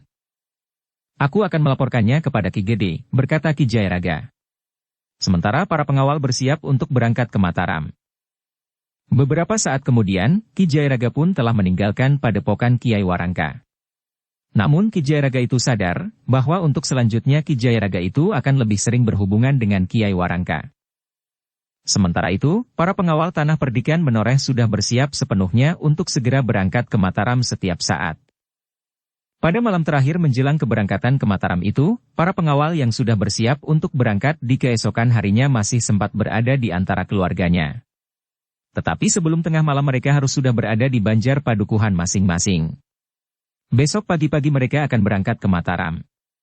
Tetapi sebelumnya mereka harus berkumpul lebih dahulu di Banjar Padukuhan Induk. Pasukan pengawal tanah perdikan itu tidak terlalu banyak berbeda dengan pasukan yang telah pergi ke Mataram. Beberapa orang baru nampak di antara mereka, untuk mengisi kekosongan dalam kelompok-kelompok yang sudah tersusun sejak perang yang terdahulu, tetapi tidak dapat ikut bersama pasukan yang baru itu. Ada di antara mereka yang telah gugur. Ada pula yang karena sakit atau sebab-sebab yang lain. Di tengah malam semua orang harus sudah mulai beristirahat. Mereka harus sudah berbaring di tempat yang disediakan. Ada di antara mereka yang langsung dapat tidur nyenyak. Tetapi ada yang menjadi gelisah. Ada pula yang rasa-rasanya tidak sabar lagi menunggu pagi. Tetapi ada pula di antara mereka yang bertanya-tanya, untuk apa mereka itu pergi ke medan perang. Meskipun ada di antara para pengawal itu sulit untuk dapat tidur, namun dengan berbaring mereka sudah beristirahat. Sehingga di keesokan harinya jika mereka menempuh perjalanan ke Mataram, mereka tidak akan kelelahan dan apalagi kantuk di perjalanan. Pagi-pagi benar para pengawal yang ada di Banjar-Banjar Padukuhan itu telah bersiap-siap. Asap di dapur pun telah mengepul. Pada saat matahari terbit, mereka akan berangkat ke Banjar Padukuhan Induk Tanah Perdikan Menoreh, untuk selanjutnya akan berangkat menuju ke Mataram. Karena itu, sebelum mereka meninggalkan Banjar Padukuhan, makan dan minum pun telah dipersiapkan secukupnya. Ketika para pengawal itu berangkat dari Padukuhan, para penghuni Padukuhan itu pun masih juga memberikan penghormatan yang terakhir. Apalagi mereka yang memiliki sanak keluarga ikut dalam pasukan yang sedang berangkat itu. Di sebuah padukuhan, seorang anak laki-laki yang sedang tumbuh menangis menjerit-jerit. Biasanya ia selalu didukung oleh ayahnya jika ayahnya pergi berjalan-jalan di pagi hari. Tetapi hari itu ayahnya tidak mendukungnya. Ayahnya pergi dengan banyak laki-laki, justru sambil menimbang tombak pendek. Ayah! Ayah! Teriak anak itu. Suaranya masih belum mapan berbaur dengan tangis dan isaknya. Ayahnya mendengar dan kemudian melihat anaknya meronta-ronta di dalam dukungan ibunya, sebagaimana hatinya yang meronta di dalam dadanya. Tetapi kesadarannya untuk mengabdi telah mendorongnya untuk berketetapan hati berangkat ke Mataram. Beberapa saat kemudian, para pengawal tanah perdikan itu sudah berkumpul di Banjar Padukuhan Induk. Mereka telah bersiap sepenuhnya untuk berangkat ke Mataram dan seterusnya menuju ke Pati. Ki Gede yang berada di Banjar telah memberikan beberapa pesan kepada mereka. Hanya pendek, tetapi langsung menyentuh jantung mereka. Selain Ki Gede, Ki Jayaraga dan Ki Argajaya pun telah ikut melepas para pengawal yang berangkat ke Mataram itu. Ketika matahari naik sepenggalah, para pengawal tanah perdikan itu pun telah dilepas untuk berangkat ke Mataram. Seperti di padukuhan-padukuhan yang lain, mereka yang tinggal di padukuhan induk itu pun telah melepas para pengawal itu. Mereka berdiri di sepanjang jalan dari Banjar sampai ke Regol Padukuhan. Bahkan beberapa orang berdiri di luar regol padukuhan, mereka melambai-lambaikan tangan mereka. Namun ada di antara mereka yang mengusap air matanya yang mulai menitik. Sejenak kemudian, para pengawal tanah perdikan itu sudah berjalan menyusuri jalan bulak. Mereka berbaris dengan tertib. Mereka masih belum membuka pertanda kebesaran dari tanah perdikan menoreh, umbul-umbul, rontek dan kelebet, meskipun beberapa orang yang berdiri di paling depan membawa beberapa tunggul yang berdiri tegak. Prastawa yang menjadi senapati dari pasukan pengawal tanah perdikan menoreh itu berjalan di sebelah mereka yang membawa tunggul. Sementara Gelagah Putih yang membantunya, justru berjalan di sebelah mereka yang berada di ujung ekor barisan. Orang-orang yang melihat pasukan yang berjalan dalam sebuah barisan itu berlari-larian ke tepi jalan. Tetapi pada umumnya orang-orang tanah perdikan menoreh sudah mengetahui bahwa sepasukan pengawal akan berangkat ke Mataram. Ketika pasukan itu sampai ke tepian, mereka memerlukan waktu yang agak panjang untuk menyeberang. Beberapa buah rakit yang ada telah dipergunakan seluruhnya. Itu pun harus hilir mudik beberapa kali sehingga orang yang terakhir. Prastawa ikut pada rakit yang pertama, sedangkan Gelagah Putih ikut pada rakit yang terakhir. Beberapa orang telah terpaksa tertahan di tepian. Mereka harus menunggu sampai seluruh pengawal tanah perdikan itu menyeberang. Meskipun ada yang merasa mendapat kesempatan melihat sepasukan pengawal yang menyeberangi Kali Praga, namun ada juga yang mengumpat-umpat karena perjalanannya tertahan beberapa lama. Seorang yang berpakaian rapi berdesis. Orang-orang itu hanya memikirkan dirinya sendiri. Kenapa? Bertanya orang yang berdiri di sebelahnya. Bukan hanya mereka yang mempunyai kepentingan untuk menyeberangi Kali Praga. Bukan hanya mereka yang dikejar waktu. Aku pun tergesa-gesa. Kau ingin mendapat kesempatan menyeberang lebih dahulu karena kau tergesa-gesa. Tentu, jawab orang berpakaian rapi itu. Apakah itu bukan semacam mementingkan diri sendiri, bertanya orang yang berdiri di sebelahnya. Orang itu membelalakan matanya. Tetapi orang yang berdiri di sebelahnya memandanginya sambil tersenyum. Orang berpakaian rapi itu pun melangkah menjauhinya sambil bergeremang panjang. Beberapa saat kemudian, rakit yang terakhir pun telah merapat di tepian. Para pengawal terakhir bersama Gelagah Putih telah berloncatan turun. Sementara rakit yang lebih dahulu merapat, telah mulai memuat orang-orang yang tertahan. Pasukan pengawal dari tanah perdikan menoreh, desis seseorang setelah ia berdiri di atas rakit yang mulai bergerak menyeberang. Mereka akan ke Mataram, bertanya orang yang berdiri berhadapan. Ya, nampaknya demikian. Orang yang berdiri berhadapan itu mengangguk-angguk. Ia menyadari bahwa kepergian pasukan pengawal tanah perdikan itu ke Mataram berarti bahwa perang masih akan berkelanjutan. Sementara itu, pasukan pengawal dari tanah perdikan itu sudah menyusun barisan di tepian. Orang yang merasa terganggu yang masih berada di tepian sebelah barat Kali Praga itu masih saja bergeremang. Ia merasa bahwa waktunya telah dirampas oleh pasukan pengawal tanah perdikan menoreh.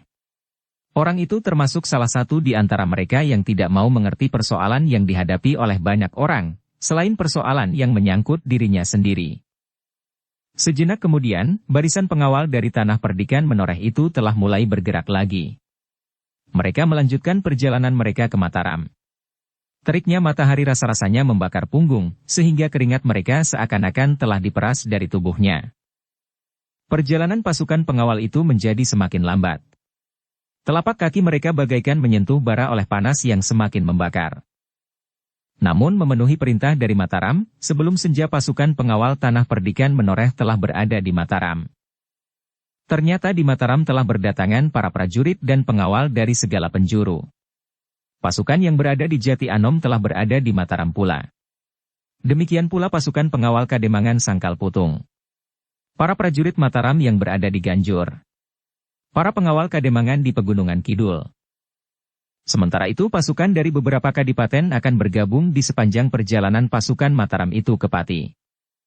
Dengan pasukan itu Mataram yakin akan dapat menundukkan kekuasaan Kanjeng Adipati Pati, yang telah mempersiapkan diri mengumpulkan pasukan untuk menyerang Mataram.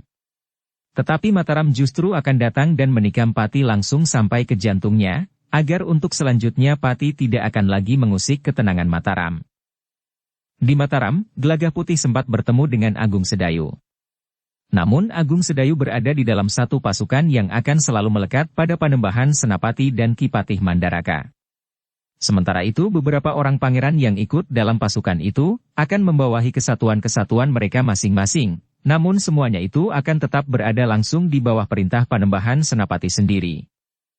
Besok, sehari kita akan mengatur pasukan, berkata Agung Sedayu yang menemui Prastawa dan Gelagah Putih di barak yang sudah disiapkan bagi pasukan pengawal Tanah Perdikan Menoreh.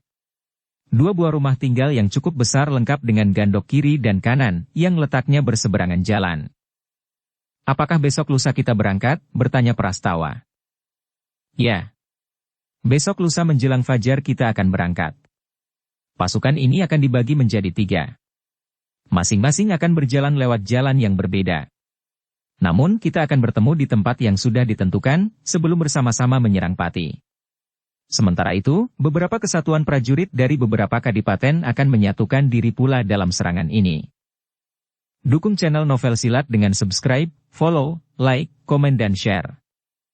Prastawa mengangguk-angguk, sementara Gelagah Putih bertanya. Apakah Kakang sudah bertemu dengan Kakang Swandaru? Sudah. Siang tadi, jawab Agung Sedayu sambil tersenyum. Gelagah Putih menarik nafas panjang. Namun ia pun tersenyum pula. Ia mengerti bahwa Swandaru agaknya telah memberikan banyak pesan bagi Agung Sedayu. Mudah-mudahan aku tidak bertemu dengan Kakang Swandaru, desis Gelagah Putih. Agung Sedayu tertawa. Tetapi ia masih juga bertanya. Kenapa kau tidak ingin bertemu dengan Adi Swandaru? Gelagah Putih pun tertawa pula. Tetapi ia tidak menjawab pertanyaan itu. Namun keduanya tiba-tiba terdiam. Wajah mereka nampak berkerut ketika Prastawa berdesis. Bukankah itu Kakang Swandaru? Agung Sedayu dan Gelagah Putih saling berpandangan sejenak. Ternyata mereka harus menahan tawa yang akan meledak. Swandaru pun kemudian mendekati mereka sambil tersenyum pula. Kepada Gelagah Putih ia berkata, aku mendengar bahwa pasukan pengawal dari Tanah Perdikan Menoreh baru datang. Ya, Kakang, jawab Gelagah Putih. Ternyata kami dari Sangkal Putung telah datang lebih dahulu, berkata Swandaru kemudian. Kami berangkat pagi tadi. Berapa lama kau perlukan waktu perjalananmu? Bertanya Swandaru. Yang memerlukan waktu lama adalah saat kami menyeberangi Kali Praga. Jumlah rakitnya terbatas, sehingga rakit itu harus hilir mudik beberapa kali. Meskipun saat itu penyeberangan bagi orang-orang yang sedang dalam perjalanan dihentikan sama sekali dari kedua arah, namun kami memerlukan waktu yang panjang untuk menyeberangkan orang pertama sampai orang terakhir. Swandaru mengangguk-angguk. Katanya, ya, penyeberangan memang dapat menghambat. Aku membawa pasukanku berangkat di dini hari. Tengah hari aku sampai di sini. Gelagah Putih mengangguk-angguk. Katanya, Kakang tidak menyeberangi sungai dengan rakit. Tidak. Kami dapat menyeberangi Kali Opak tanpa rakit, sahut Swandaru. Untuk beberapa saat mereka duduk di peringgitan, sementara para pengawal telah beristirahat pula. Ada di antara mereka yang duduk di serambi gandok. Di tangga pendapa. Berdiri bergerombol di regol atau berjalan-jalan melihat-lihat keadaan kota. Sementara itu, lampu telah menyala di mana-mana, di setiap ruangan, di pendapa, serambi dan bahkan di regol-regol halaman. Gelagah Putih dan Agung Sedayu seperti biasanya harus mendengarkan pesan-pesan dari Swandaru, Sedangkan Prastawa minta diri untuk melihat keadaan para pengawal yang berada di rumah di seberang jalan.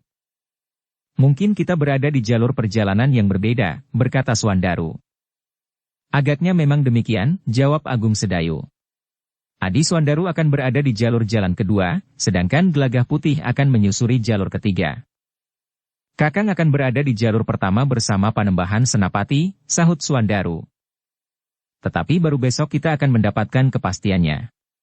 Segala sesuatu sedang dibicarakan malam ini oleh Panembahan Senapati dengan para pangeran, para panglima dan senapati, jawab Agung Sedayu. Swandaru mengangguk-angguk. Namun kemudian ia pun bergumam. Kakang selalu mendapat kesempatan yang terbaik. Kali ini Kakang akan berada dalam pasukan pengawal Panembahan Senapati. Seharusnya Kakang menanggapi kesempatan-kesempatan itu dengan sungguh-sungguh. Maksudmu, bertanya Agung Sedayu. Kesempatan yang akan Kakang peroleh tentu akan menjadi semakin baik jika Kakang benar-benar meningkatkan diri.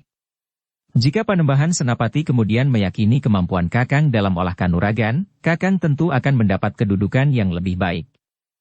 Bukan sekedar seorang lurah prajurit yang ditempatkan di tanah perdikan menoreh. Mungkin Kakang akan diangkat menjadi seorang senapati dengan pangkat yang lebih tinggi dan dipercaya untuk memimpin satu kesatuan yang lebih besar. Agung Sedayu mengangguk-angguk. Katanya, aku juga sudah berusaha sejauh dapat aku lakukan. Tetapi kesempatanku memang tidak terlalu banyak. Kakang adalah seorang prajurit. Setiap hari Kakang bergelut dengan olah kanuragan. Di rumah Kakang ada sanggar, sementara di barak Kakang juga terdapat sanggar, yang justru jauh lebih lengkap peralatannya. Bukan saja sanggar tertutup, tetapi juga sanggar terbuka. Agung Sedayu mengangguk-angguk. Katanya, aku memang sudah mencobanya. Mudah-mudahan serba sedikit dapat berhasil. Aku telah membiarkan kitab guru berada di tangan Kakang agar Kakang dapat mempergunakannya sebaik-baiknya. Jika kemudian Kakang mendapat kesempatan yang lebih baik, bukankah aku dapat ikut berbangga? Agung Sedayu menarik nafas. Katanya, ya. Semoga aku dapat lebih maju lagi. Swandaru mengangguk-angguk pula. Katanya, pergunakan kesempatan Kakang sebaik-baiknya. Aku akan mencobanya, desis Agung Sedayu. Gelagah Putih memang selalu gelisah jika ia mendengarkan Agung Sedayu dan Swandaru berbincang. Tetapi semakin sering ia mendengar, akhirnya ia menjadi tidak peduli lagi. Rasa-rasanya Gelagah Putih mendengar desir angin di dedaunan. Justru membuatnya mulai mengantuk. Gelagah Putih merasa seakan-akan terbangun ketika ia mendengar Swandaru itu minta diri kembali ke pasukannya. Anak muda itu menarik nafas dalam-dalam. Ia merasa dadanya menjadi lapang ketika ia mendengar Swandaru berkata kepadanya, beristirahatlah, Gelagah Putih. Kita semuanya akan mendapat tugas yang tentu akan terasa sangat berat. Baik, Kakang, jawab Gelagah Putih. Malam nanti aku akan tidur nyenyak. Sepeninggal Swandaru, Agung Sedayu masih tinggal beberapa lama bersama Gelagah Putih. Namun kemudian Agung Sedayu pun minta diri pula. Besok baru kita tahu pasti, apa yang harus kita lakukan. Dalam pada itu, malam pun telah menyelimuti Mataram, yang terasa semakin pepat oleh para prajurit dan para pengawal dari berbagai daerah, yang siap untuk berangkat ke Pati. Seperti dikatakannya, Gelagah Putih memang berusaha untuk dapat tidur dengan nyenyak. Setelah bersama Prastawa mengatur penjagaan di barak mereka, Gelagah Putih pun telah berada di pembaringannya. Ia berada dalam satu bilik yang agak luas di gandok sebelah kanan bersama beberapa orang pengawal. Sebuah amben yang agak besar menjadi tempat tidur mereka. Sementara itu masih ada beberapa orang lagi di dalam bilik itu yang tidur di atas tikar pandan. Ketika Gelagah Putih melihat seorang anak muda yang gelisah, maka ia pun berkata, apakah kau tidak terbiasa tidur di lantai? Nah, jika demikian, kau tidur saja di amben itu. Biarlah aku tidur di atas tikar di bawah. Tidak, jawab anak muda itu. Aku terbiasa tidur di mana-mana. Di lantai, di gubuk dan bahkan di mana saja. Tetapi kau nampak gelisah, berkata Gelagah Putih. Bukan karena aku tidur di lantai, jawab anak muda itu. Gelagah Putih menarik nafas dalam-dalam. Ia sadar bahwa yang sebenarnya gelisah bukan hanya anak muda itu saja. Tetapi beberapa orang anak muda yang lain juga menjadi gelisah. Karena itu, Gelagah Putih tidak bertanya lebih jauh. Gelagah Putih pun kemudian telah terbaring di sebelah para pengawal. Ia ingin tidur beberapa lama. Di dini hari ia akan bangun dan menemani para pengawal yang bertugas. Ternyata seperti yang dikatakannya kepada Swandaru, Gelagah Putih pun kemudian telah tertidur nyenyak. Tetapi ia tidak terlambat bangun, sebagaimana diinginkan. Ketika ayam jantan berkokok bersahut-sahutan, Gelagah Putih pun telah bangkit dengan hati-hati. Ia tidak ingin mengejutkan kawan-kawannya yang tidur dengan nyenyak. Anak muda yang gelisah itu telah tertidur pula. Tetapi dalam tidurnya, masih juga nampak betapa jiwanya gelisah. Gelagah Putih menarik nafas dalam-dalam. Anak muda itu baru pertama kali ikut dalam satu kesatuan yang akan pergi ke medan perang. Perang yang sebenarnya. Sejenak kemudian Gelagah Putih telah keluar dari dalam bilik itu. Halaman rumah yang dipergunakan sebagai barak pasukan pengawal tanah perdikan menoreh itu nampak sepi. Tetapi masih ada beberapa orang yang duduk di pendapa sambil berbincang. Mereka menyelimuti tubuhnya dengan kain panjangnya sambil memeluk lutut. Gelagah Putih berjalan mendekatinya sambil bertanya. "Kalian tidak beristirahat?" "Kami tidur terlalu sore, sehingga ketika kami bangun, rasa-rasanya mata kami tidak mau dipejamkan lagi," jawab salah seorang dari mereka. Gelagah Putih mengangguk-angguk. Namun ia pun kemudian turun ke halaman dan melangkah ke regol. 4 orang duduk beberapa langkah dari regol. Mereka membentangkan tikar mendong di bawah sebatang pohon kemiri. Sedangkan 2 orang yang lain bertugas berdiri di sebelah menyebelah regol. Gelagah Putih menyapa orang-orang yang sedang bertugas itu. Namun kemudian ia pun melangkah keluar regol halaman. Jalan di depan regol nampak sepi. Tidak nampak seorang pun yang lewat. Namun beberapa saat kemudian, Gelagah Putih mendengar derap kaki kuda. 4 orang prajurit berkuda tengah meronda berkeliling kota. Gelagah Putih itu pun kemudian menyeberangi jalan dan masuk ke halaman rumah seberang yang juga dipergunakan oleh pasukan pengawal tanah perdikan. Seperti di regol di seberang, para pengawal yang bertugas pun tetap berjaga-jaga di regol halaman. "Kakang Prastawa baru saja masuk," berkata salah seorang pengawal yang bertugas. "Biar sajalah," berkata Gelagah Putih. "Aku hanya melihat-lihat saja." Pengawal itu tidak menyahut lagi, sementara Gelagah Putih melangkah naik ke pendapa. Ada beberapa orang yang tidur di pendapa. Nampaknya mereka lebih senang tidur di tempat terbuka daripada di dalam bilik yang rapat. Apabila di sebuah bilik terdapat 6 atau bahkan 8 orang pengawal, rasa-rasanya bilik-bilik itu menjadi pengap. Beberapa saat kemudian, Gelagah Putih pun telah kembali ke rumah seberang. Ia pun kemudian melangkah lewat pintu seketheng menuju ke halaman belakang. Beberapa orang petugas di dapur juga sudah bangun. Mereka sudah mulai bersiap-siap untuk menyalakan perapian. Sebentar lagi mereka harus masak buat pasukan pengawal tanah perdikan itu. Gelagah Putih tidak kembali ke pembaringannya sampai fajar mewarnai langit. Setelah mandi dan berbenah diri, ia pun pergi ke seberang jalan untuk menemui Prastawa. Sejenak kemudian, Prastawa pun telah memerintahkan para pemimpin kelompok dari pasukan pengawalnya untuk mengumpulkan semua orang di dalam pasukan itu di halaman rumah yang dipergunakan sebagai barak. "Semua harus berkumpul di halaman rumah sebelah selatan jalan," perintah Prastawa. Sejenak kemudian, seluruh pasukan telah berkumpul. Prastawa telah memberikan sesorah pendek, serta memperingatkan para pengawal itu agar mereka tetap teguh memegang semua perintah dan pesan. Baik sebagai pengawal tanah perdikan menoreh, maupun sebagai putra-putra terbaiknya, agar tetap menjaga dan menjunjung tinggi nama kampung halaman mereka.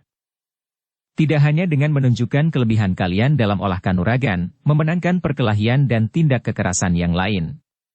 Tetapi justru dengan sikap dan tingkah laku yang baik dan bersahabat, serta unggah-ungguh yang mapan.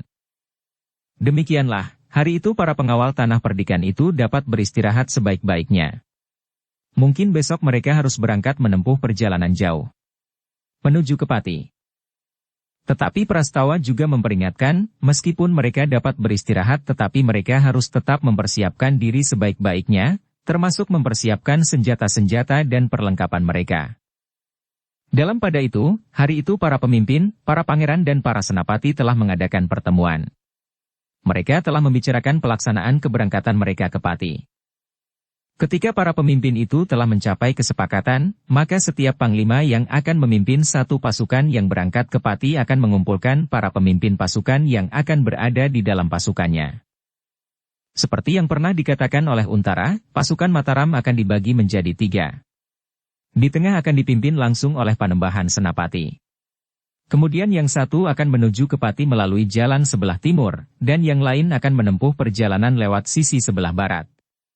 Mereka akan berhenti di tempat-tempat yang telah ditentukan, untuk menunggu saatnya mereka akan menyerang. Sedangkan pasukan dari para bupati dan adipati akan bergabung dengan mereka sesuai dengan garis kebijaksanaan yang sudah ditentukan. Karena itu, beberapa orang penghubung berkuda pada hari itu juga berangkat mendahului pasukan, untuk menyampaikan perintah Panembahan Senapati kepada para bupati dan adipati yang telah menyatukan diri dengan Mataram. Dalam pada itu, ternyata para pengawal Tanah Perdikan Menoreh tidak dapat benar-benar beristirahat. Mereka harus bersiap-siap untuk berangkat esok pagi-pagi sekali bersama-sama dengan kesatuan-kesatuan yang lain. Menjelang sore, setiap pemimpin dari kesatuan yang akan berangkat telah dikumpulkan oleh panglima masing-masing untuk mendapatkan penjelasan. Prastawa dan Gagah Putih pun ikut pula dalam pertemuan itu. Mereka mendengarkan perintah-perintah, pesan-pesan dan petunjuk-petunjuk untuk menjalankan tugas mereka. Baik di perjalanan maupun setelah mereka berada di Pati. Pada gilirannya, Prastawa dan Gagah Putih telah memanggil para pemimpin kelompok dari para pengawal Tanah Perdikan Menoreh untuk memberikan penjelasan, apa yang harus mereka lakukan.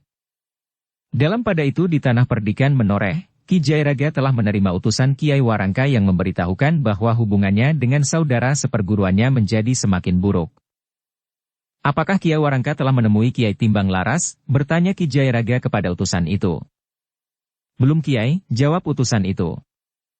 Jadi, kenapa Kiai Warangka dapat mengatakan bahwa hubungannya dengan Kiai Timbang Laras menjadi semakin buruk? 2 orang cantrik Kiai Timbang Laras telah datang menemui guru. Ki Jayaraga mengangguk-angguk. Tetapi ia masih bertanya. Apa yang dikatakan oleh kedua orang utusan itu? Tentang harta warisan, jawab utusan itu. Tetapi aku tidak begitu jelas, warisan apakah yang dipersoalkan oleh Kiai Timbang Laras itu. Baiklah. Aku akan datang menemui Kiai Warangka, jawab Ki Jayaraga. Namun ia pun masih juga bertanya. Bukankah kedua orang dari padepokan Kiai Timbang Laras itu masih berada di sana? Masih, Kiai. Kedua orang itu juga menjadi persoalan antara Kiai Warangka dan Kiai Timbang Laras.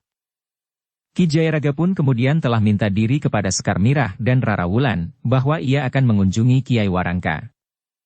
Nampaknya ada persoalan yang lebih bersungguh-sungguh antara Kiai Warangka dengan saudara seperguruannya, berkata Ki Jayaraga. Tetapi bukankah Ki Jayaraga tidak terlalu lama berada di padepokan? Bertanya Rara Wulan. Tidak Rara. Aku akan segera kembali, jawab Ki Jayaraga. Kecuali jika ada perkembangan lain, desis Sekar Mirah. Ki Jayaraga menarik nafas panjang. Katanya. Ada berbagai kemungkinan yang dapat terjadi. Mudah-mudahan kemungkinan yang terbaik sajalah yang aku temui. Mudah-mudahan Ki Jayaraga, sehingga Ki Jayaraga akan segera kembali, berkata Rara Wulan. Tidak ada seorang laki-laki pun di rumah ini, berkata Sekar Mirah kemudian. Kecuali Sukra.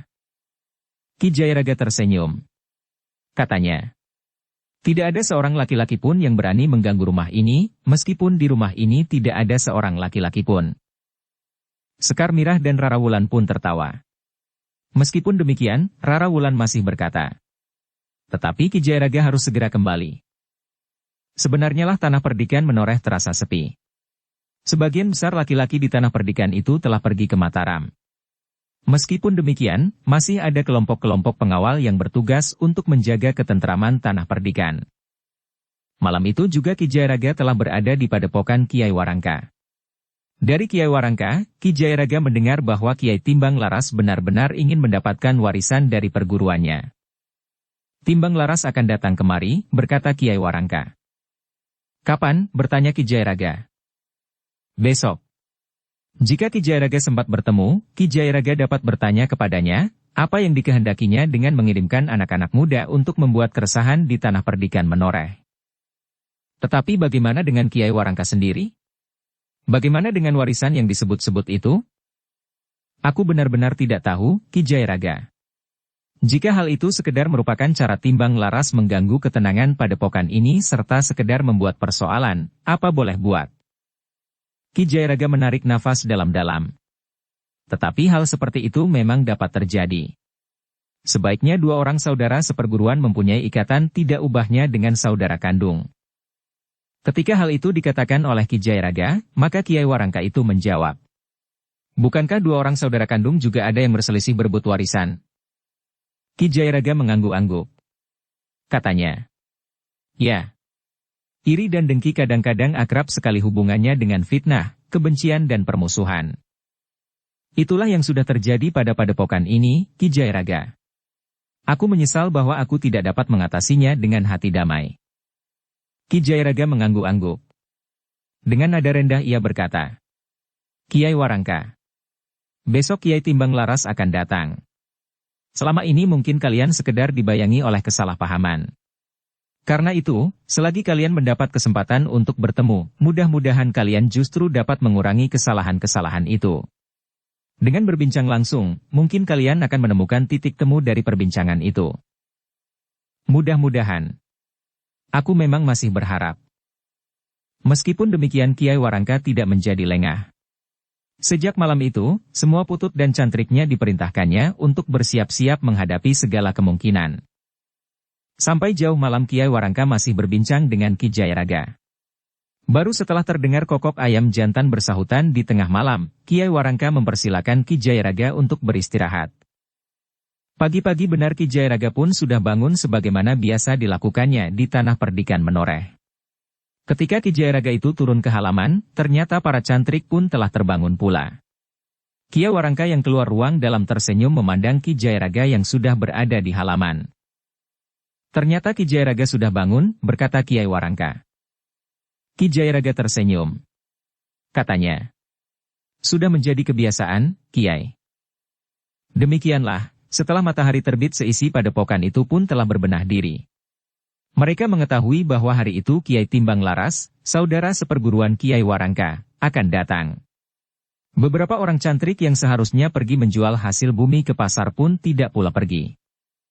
Meskipun tidak nampak semata-mata, namun para cantrik dan putut dari padepokan itu benar-benar telah mempersiapkan dirinya menghadapi segala kemungkinan. Tetapi Kiai Warangka telah berpesan kepada mereka. Hati-hatilah. Jangan tergesa-gesa ambil sikap. Tunjukkan bahwa kalian adalah orang yang berhati dingin. Meskipun demikian, bukan berarti bahwa mereka akan membiarkan perlakuan yang tidak adil atas diri mereka. Semakin tinggi matahari, seisi padepokan itu menjadi semakin tegang menunggu kedatangan Kiai Timbang Laras. Mereka tidak dapat membayangkan apa yang akan terjadi. Pembicaraan yang lembut antara dua saudara, atau sikap yang keras dan geram. Ki Jagabaya, seorang tamu di padepokan itu, ternyata turut menjadi tegang pula. Dalam pada itu, Mataram pun terasa menjadi sepi pula.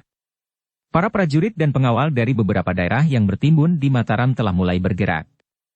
Mereka telah berada di perjalanan menuju ke Pati. 3 pasukan segelar sepapan telah menempuh jalan yang berbeda menuju ke Pati. Meskipun demikian, ketiga pasukan itu selalu berhubungan. Beberapa orang penghubung berkuda pada saat-saat tertentu menyampaikan berita kepada pasukan induk yang berjalan di tengah, di antara kedua pasukan yang lain. Bagi ketiga pasukan itu telah ditentukan jalur jalan yang harus dilalui. Di Kademangan atau padukuhan mana mereka harus berhenti dan menerima penghubung dari kedua pasukan yang lain. Ketika matahari memanjat semakin tinggi di hari pertama, pasukan itu merayap menyusuri jalan yang masing-masing. Jarak yang ditentukan di setiap harinya harus dicapai, sehingga setiap panglima harus benar-benar memperhitungkan di mana mereka dapat beristirahat, dan seberapa lama mereka berhenti untuk makan di perjalanan. Setiap pasukan pun telah mengirimkan beberapa kelompok kecil untuk berjalan mendahului. Mereka memperhatikan keadaan yang ada di hadapan mereka, agar pasukan mereka dalam keseluruhan tidak terjebak dalam perangkap lawan. Sementara itu, matahari pun telah memanjat semakin tinggi. Keringat mulai mengalir di tubuh para prajurit dan pengawal yang menempuh perjalanan.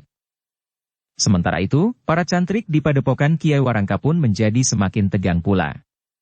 Rasa-rasanya mereka tidak sabar menunggu lagi. Bahkan sampai matahari mencari puncak langit, Kiai Timbang Laras masih juga belum datang. Apakah Timbang Laras mulai mengajak bermain sembunyi-sembunyian, berkata Kiai Warangka. Kiai Timbang Laras sengaja membuat Kiai Warangka dan para cantrik menjadi tegang. Baru kemudian ia akan datang, berkata Ki Jayaraga. Lalu katanya pula.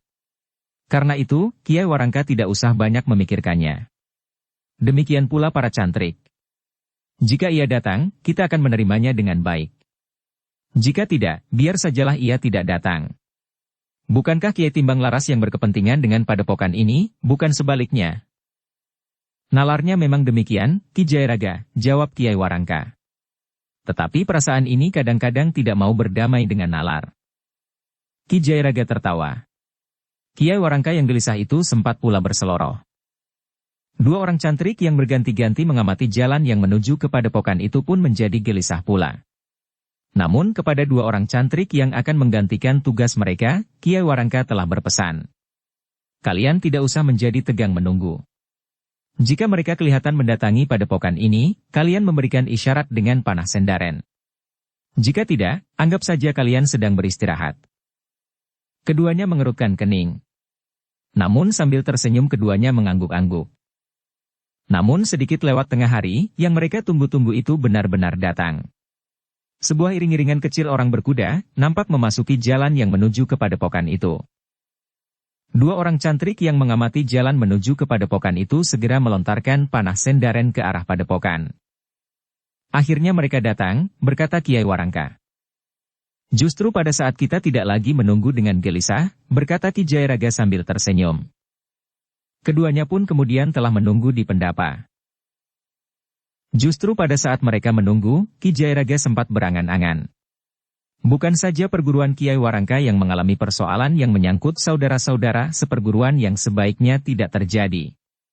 Ki Jayaraga yang tiba-tiba mengenang dirinya dan jalur perguruannya, menjadi berdebar-debar. Perguruannya bukan perguruan yang baik. Perselisihan telah terjadi pula. Bahkan tidak ada seorang pun di antara murid-muridnya yang menempuh jalan yang baik. Untunglah bahwa Ki Jayaraga telah menemukan seseorang untuk mewarisi ilmunya. Seorang yang kepribadiannya telah terbentuk. Gelagah Putih. Tetapi Ki Jayaraga tidak sempat berangan-angan lebih lama. Beberapa saat kemudian, iring-iringan kecil orang berkuda itu telah sampai di regol halaman padepokan. Kiai Warangka, Ki Jayaraga dan dua orang putut telah menyongsong mereka. Ki Jayaraga yang belum pernah mengenal Kiai Timbang Laras langsung dapat mengetahui, yang manakah di antara mereka yang bergelar Kiai Timbang Laras. Marilah, Timbang Laras. Kiai Warangka mempersilakan. Kakang nampak semakin muda, berkata Kiai Timbang Laras sambil tertawa. Kau masih juga suka bergurau, sahut Kiai Warangka. Marilah. Kiai Timbang Laras dan para pengiringnya itu pun segera dipersilahkan duduk di pendapa bangunan induk padepokannya. Kiai Timbang Laras itu pun kemudian segera diperkenalkan pula dengan Ki Jayaraga yang ikut menemuinya di pendapa. Ki Timbang Laras itu mengangguk-angguk. Katanya dengan nada berat. Jadi Kisanak ini tamu dari tanah perdikan Menoreh?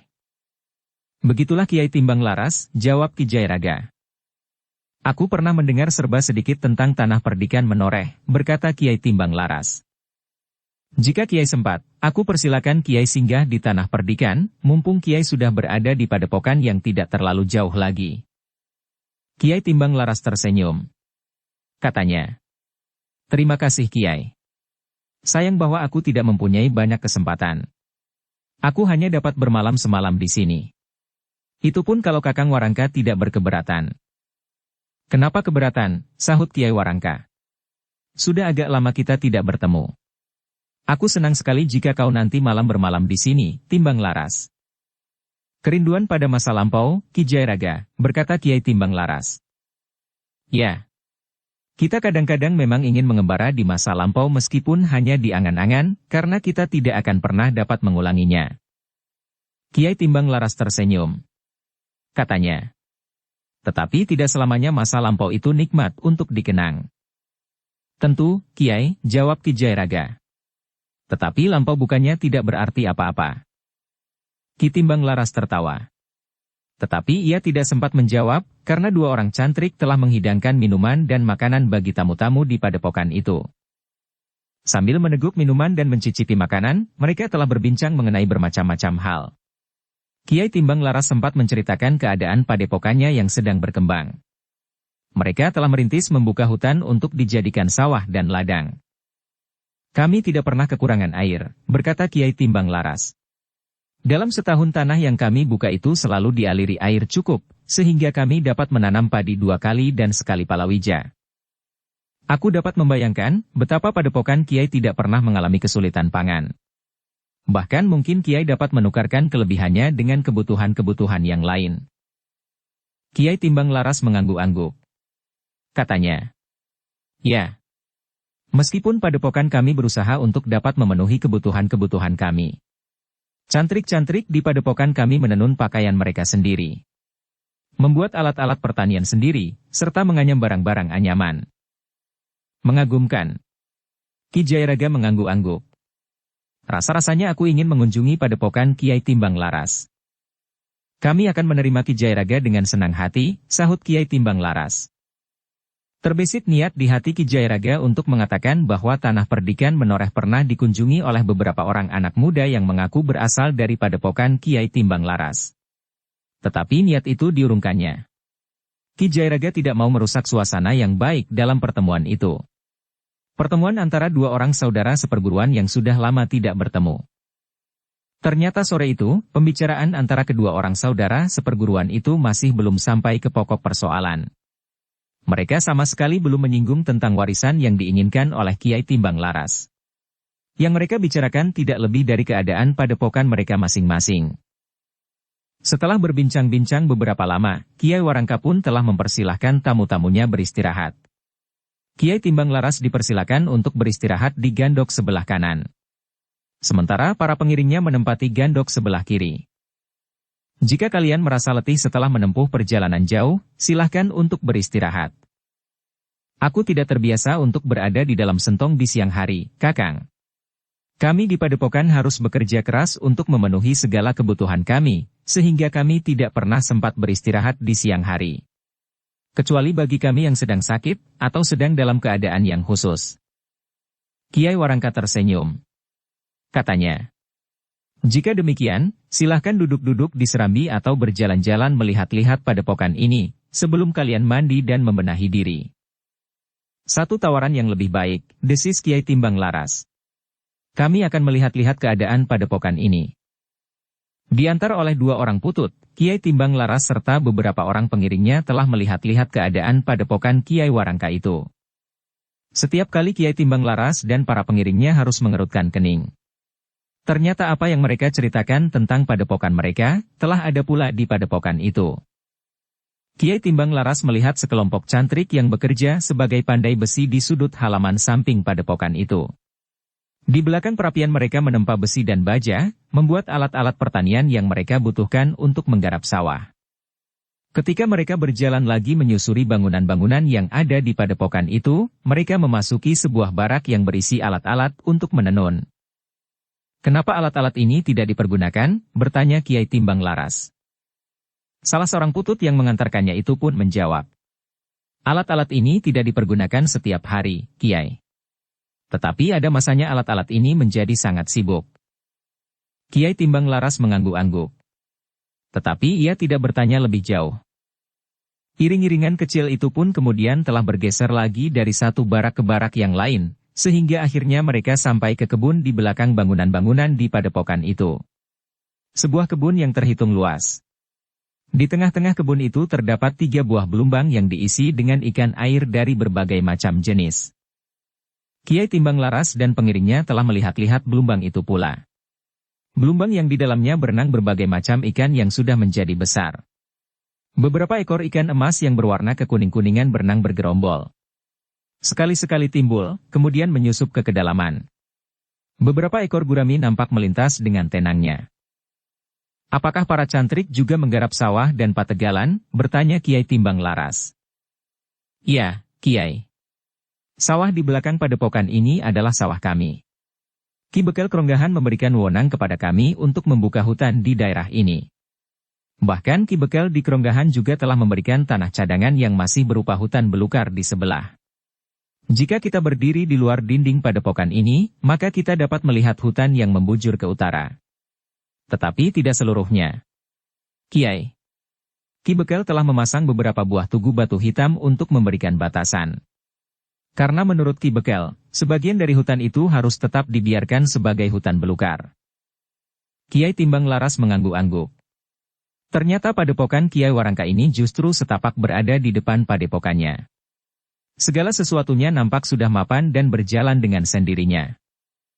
Demikian pula ketika mereka memasuki sanggar-sanggar di padepokan itu. Ada 2 buah sanggar tertutup dan sebuah sanggar terbuka. Satu di antara sanggar tertutup itu lebih kecil dari yang lain. Sedangkan sanggar terbuka yang ada di belakang cukup luas untuk berlatih beberapa orang bersama-sama.